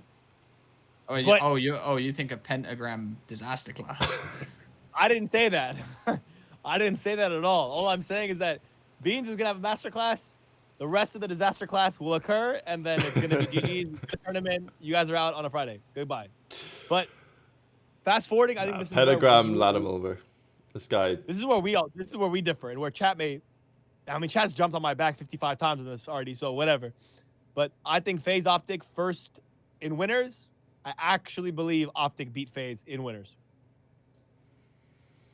That's where I think it happens, and then it's actually FaZe Ultra in losers, and then FaZe dominates Ultra, and then FaZe OpTic grand finals. I agree with. What do you think, Trey? I think FaZe just win. I want OpTic to win in terms of like, I want to see if this is the event they're gonna win. Like they're 0-6 versus FaZe. They've choked a lot of games versus them. Choked is what everyone says, but they're 0-6. If they're not gonna do it this event, when the fuck are they gonna do it? That's true. I actually think I see Ace's vision here. I don't know if I agree with it, but I can actually kind of see it. I can see it happening, you know. It's just, I have a very hard time believing that events will just go as planned. And I feel like I look at this bracket that they've put together, and to some degree the bracket that we put together, it's kind of why I went for the Ravens run. It's got to be something interesting that happens. It can't just be FaZe win everything and all the favorites win. There's no way. Rocker get top 6. That's the thing that happens. Yeah, we know it happens, but it's not on the bracket, so that is what it is. If Rocket get top 6, I'll buy you a steak. Would you actually? If they get top 6, yeah. How many steaks are going around? If they get top 6, you have to buy me and Lamar a steak. Oh, I like that. Actually, I like that. All right, lock it in. That's nice. Okay. Motherfuckers make out like fucking Applebee's isn't open. No, we can lock it in. Be a bit awkward though, you know. Why? Me sitting across from you and Lamar like I'm getting told off. That's gonna be happening live on the pre-show anyways, but we'll be over it. Don't worry. Just you and Lamar sat there like this, Bubba Tats Legion top 6. Wait, Kim, you got to up those expectations. Why stop at top 6? Why not win the whole thing? Why not top 4, top 3? Let's go. This is the event. I see the run. I mean, Miami are a free dub, quick 3-0. Then Boston will somehow get the upset win, so Legion win that as well. That's another conversation. If Miami bail out with another 0 map wins on LAN, like we've got to have a discussion, right? Oh, we will. Oh, we will. Oh, we will. It ain't happening now. It ain't happening. I'm confident. Miami have turned the corner. They're legit. They're not legit, but they're better than they were. Turned the corner, what, into a fucking wall? Nah, they 3-0'd someone the other day. We've got to. It's just like Surge. I think it annoys me. The Surge. conversation around minute. Yeah. No, they're gorillas. They beat Surge in 5, so it weren't really impressive. there you go. But I Yeah, think there you go. like the conversation around Miami annoys me because people say that, oh well, if you kicked Miami out of the league, people talk about Miami as if they're taking up league spots from players in challenges in North America that would come in and they'd form a better team. Like, I just don't think that's true.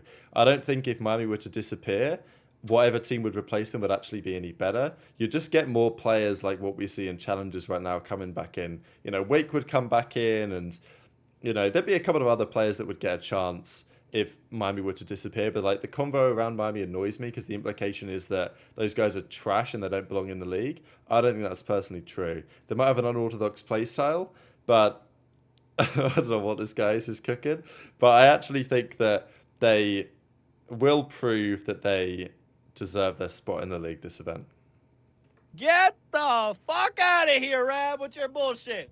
What are you talking about? Dude, the initial team was absurd that they put together. They weren't better than they people who deserved spots in the league didn't get spots in the league because Heretics decided to go with an all-Spanish classic roster that some of them like weren't even in the top ranks of challengers in Europe.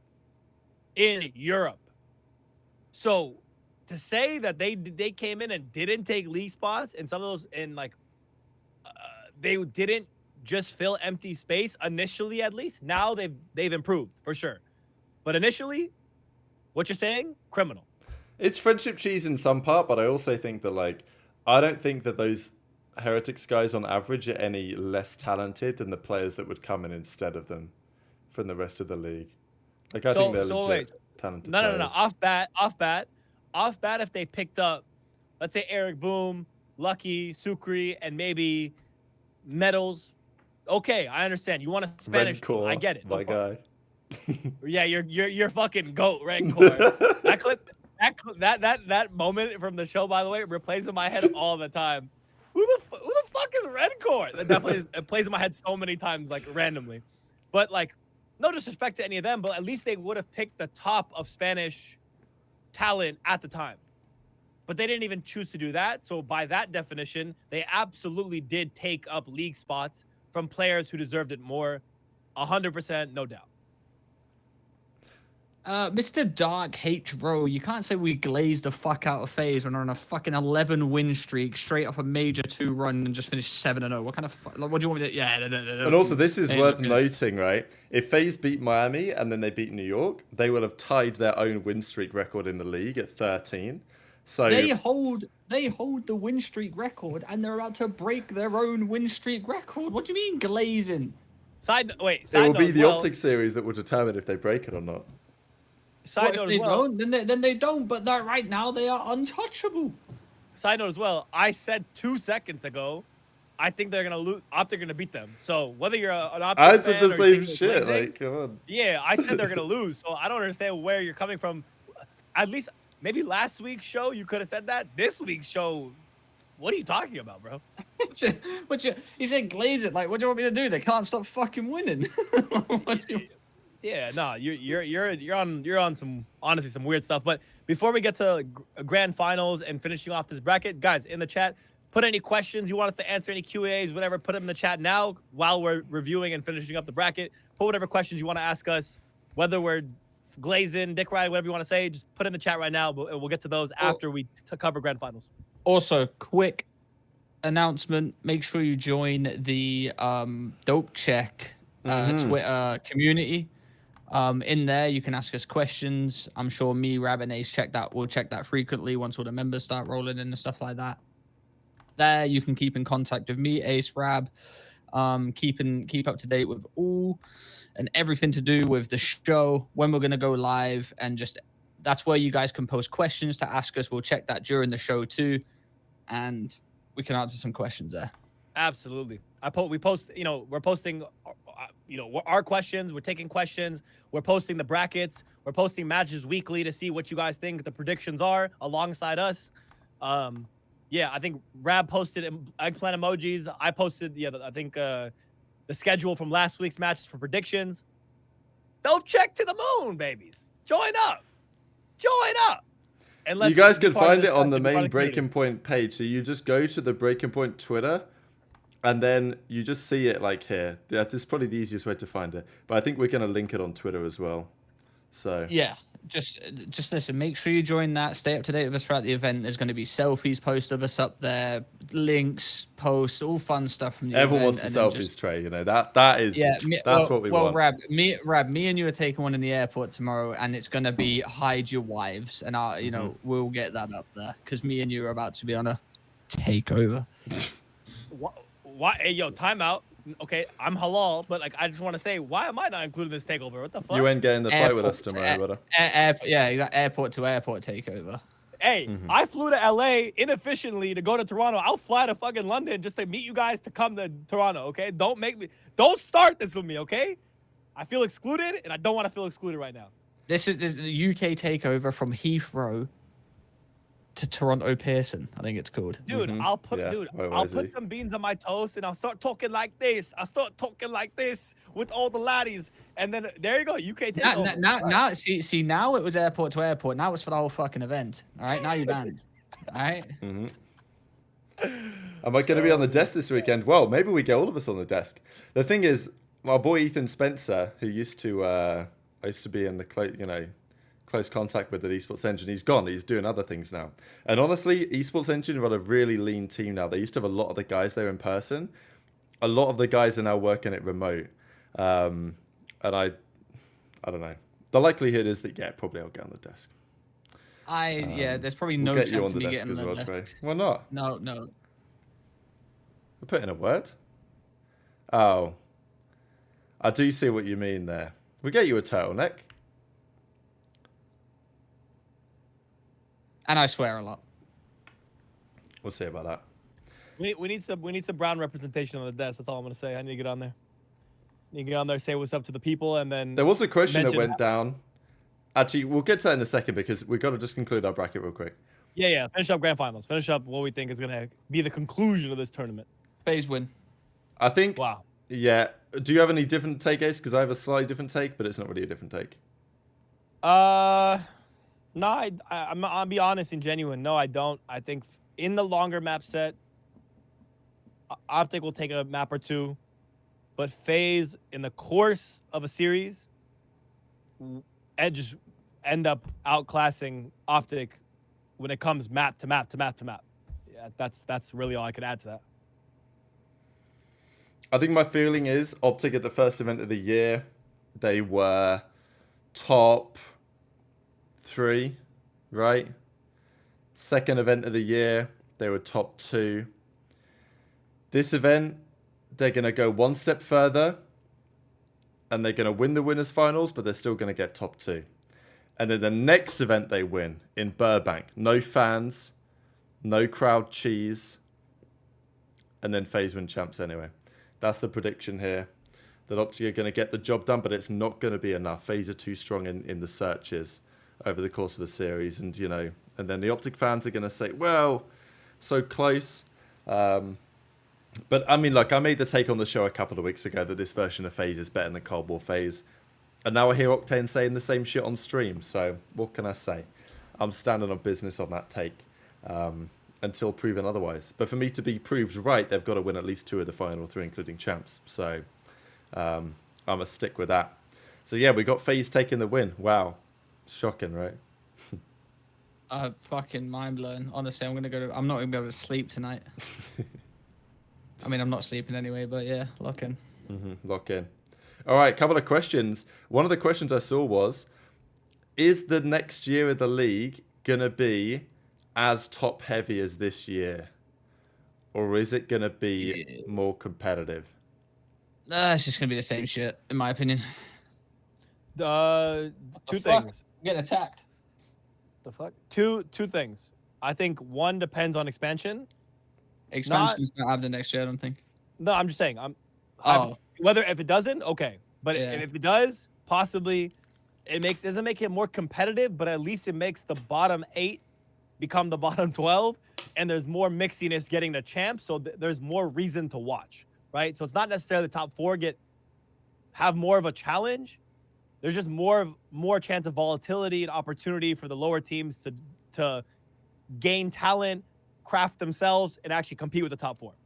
Otherwise, if there's no expansion, yeah, no, absolutely, all the best talent is going to get pushed up to the top. I do think we'll go from a top 4 to a top 5. That's one opinion I think I do have. So maybe it expands a little bit, because let's say hypothetically, in some world, you have Kismet leaving, you have Slasher coming back, you have, in some universe, right, if Hydra's contract's up, some roster mania there. If Scrap's contract is up, roster mania there. Gwyn moving up in the league, taking up someone else's spot. Dan Ghosty coming up. That creates volatility, and that makes another super team in the offseason be formed, probably, that will end up taking the 5th spot. So we'll have a top 5 versus a top 4. So I think naturally, either way, it's going to get more interesting next year than it is right now. I think that this is like the bottom before we hit that rise into some more competitiveness across the league. I think it's like, let's look back at the Vanguard season, because that year there were a few teams that could compete. Ultra won at the start of the season. Of course, OpTic, put it together for a time. They won at the early part. They were good during that like pro-am part, but of course Subliners won at that point. FaZe was still there, but they were losing all the finals to Gorillas and to Surge, and we had loads of different team winners. That was the year that followed Cold War, where FaZe dominated from start to finish. So I think that's the comparison that I would draw, is that if FaZe dominate the rest of this year like I expect them to, nobody is going to stand still, because nobody is going to be able to look at themselves in the mirror and look at that FaZe team and think, damn, we can beat those guys next year with this current roster we have. And we're going back to a Treyarch game where that FaZe team dominated Cold War originally, and it's going to be probably a similar kind of 150 HP thing going on. So I think next year, every team that isn't FaZe at the top is going to heavily consider a roster move, if not make one, depending on how close they get towards the end of the season. And I think that means we're going to get similar results. Like, teams are going to be designed straight up to beat FaZe. And I'm hoping that we get a Vanguard-esque season where there's at least 4 or 5 teams capable of winning.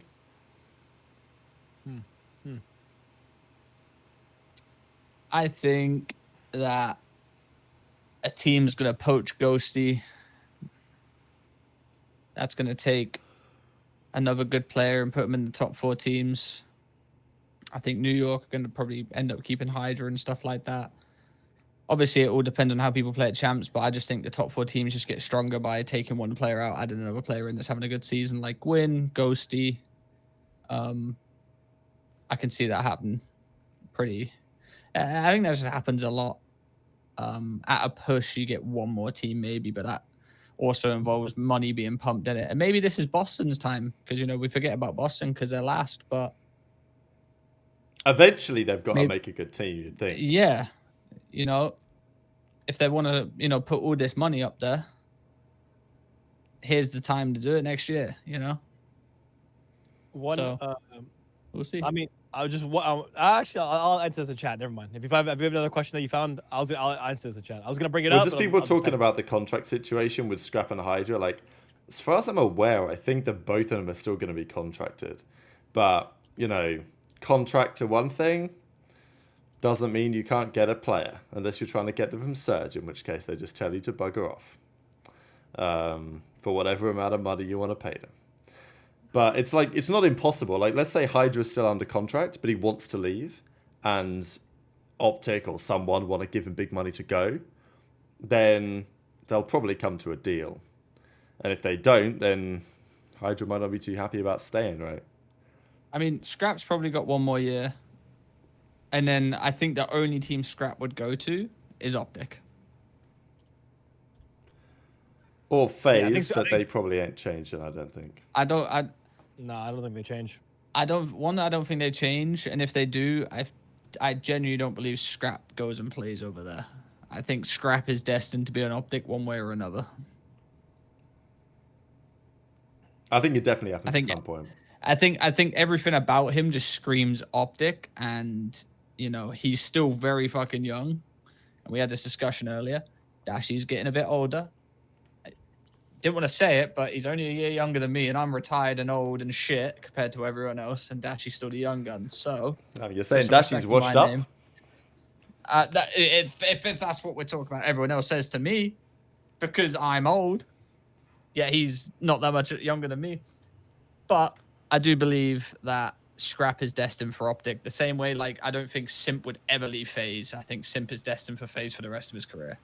The same with Scrap. I think Scrap's got the perfect personality, and he's fucking disgusting at the game to play for OpTic, and I don't believe he goes anywhere else. If FaZe lose champs, do they stick together? No, they don't. Oh, interesting.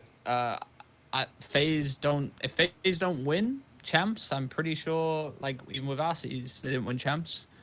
Got second. He was gone. FaZe are not content with second. We know this, even though they are quite prominent to get second over the years. They're not happy with second at champs. If they get second at champs, they will make a change. I don't know if that's true this year. Depends where they finish and how it concludes. But like if they were to go first, second from now to the end of the year, I think they would stick. I don't think there's a clear upgrade. Although again, it would be quite rough for their legacy because we already know that their series win loss and the amount of events they won realistically, given the strength and depth they've had for years, has not been good enough. They really need to win champs this year if they want to elevate their level. So if they don't, I don't know, bring Slasher back. I mean, I think the best way to look at it is they're just not content with second. They want to be the best team in the game. But you also got to look at it on the other end of it is with the RCEs thing, it wasn't just gameplay related. It was definitely out of game stuff too.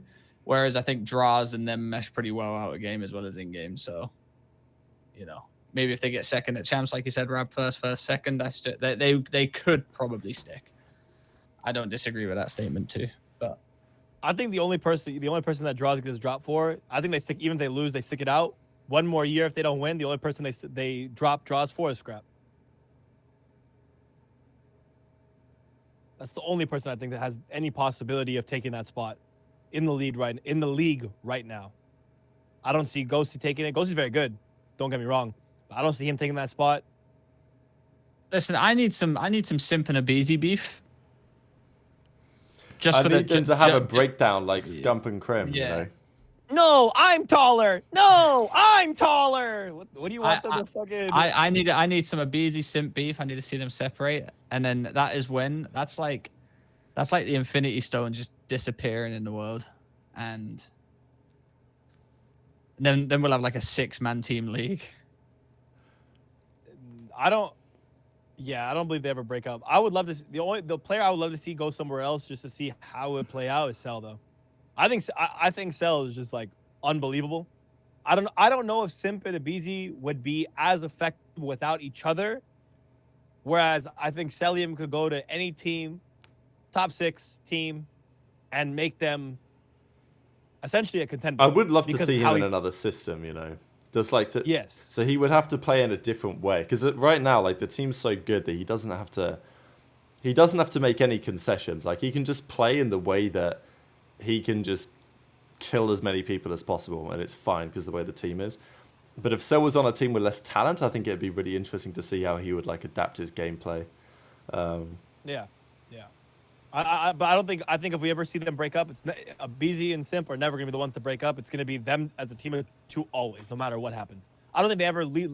If it ever happens, I still think it's gonna be team of 3 forever. But if it were gonna be, which one of those 3 has to go? Simp and Abizi, I think, would stick it out over Cellium and Abizi or Cellium and Simp. I think Simp's got to be stopped from being so selfish and just take a tour on Boston for a little bit. I think he's got to stop being an asshole. Do it for the fans, Yeah. Possible giving the back.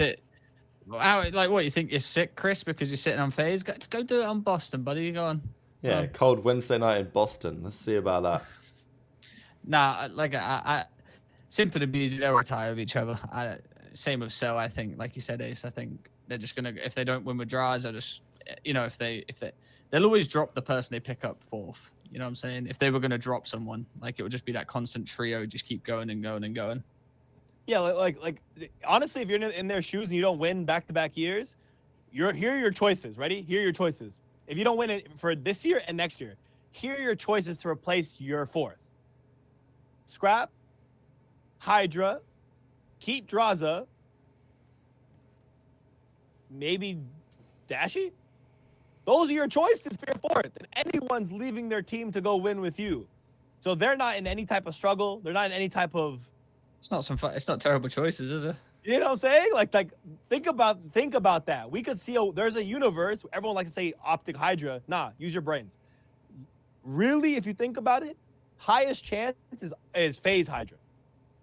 Because OpTic want a brand guy. Hydra's not the biggest brand guy. So what makes more sense? OpTic Hydra or FaZe Hydra? In my opinion, it's FaZe Hydra. And then that team, GG's. Wrap it up. Call it a day. The league is over. Just hand the prize money. They won. Play one league match. Hand the prize money over to them. And then anything that they end up losing on accident, they'll send you the check afterwards. Don't worry about it. Yeah, at that point, we're going to have all 11 that. teams saying, like, all right, we're going to do some sort of draft to blow these kiddies up. Yeah, there's going to be some, like, all of a sudden, the player union is going to form that year. Because, like, we can't do this any longer. But to people saying, like, oh, Sims contracts and stuff run up, I don't think Sims contract ever runs up. I don't think FaZe would even let it be in the possibility of him ever leaving on a free. He, in my opinion, Simp will be a FaZe player until he retires, and then after he'll probably still be on FaZe. Like, he'll be a FaZe player. He'll be on FaZe for the rest of his life. yeah, I mean, 100%. It all the last thing it all comes down to is money. So let's be real. Like, if some Sentinels or Saudi team or TSM or some big money team comes in and they're like, yeah, we're willing to drop. We want a superstar player to lock us down, and then Hydra, Scrap get, their contracts are over. We do expand. And they're like, yeah, we're willing to give that player $600,000 for 2 years. We're willing to give $750 for 2 years. I think you'd need to up it from what I've been hearing. I'm sure. I'm just giving a number. We might have to throw scump deals out there. We're giving the first $1 million for 1 year contract. Boom. Okay, now we're talking. Now we see splits and people leaving the top 4 teams, and it's gonna take a lot. But in reality, of this current landscape, man, FaZe Hydra, I'm really predicting is going to be a real possibility. I think we should leave it there, gentlemen. Yeah, it's a 3-hour show. This is the longest show in a while. 3.5 hours. I'm going to leave in like 5 hours too, so. Holy hell, boys. All right, well, thank you, everyone, for joining us. Thank you for joining the Dope Check community. If you haven't, it's pinned to this exact Twitch stream. Check the chat. We have it pinned there. And the link, spam it in there if you can, mods.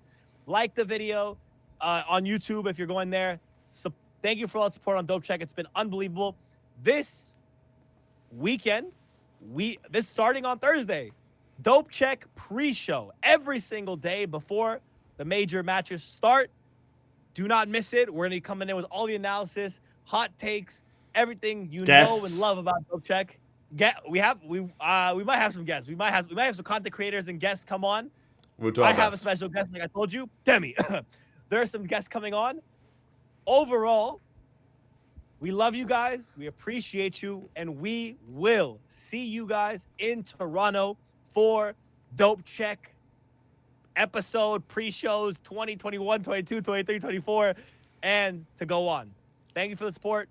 CDL to the moon. Dope Check to the moon. We'll see you guys on Thursday. See you there, gentlemen. Have a good evening.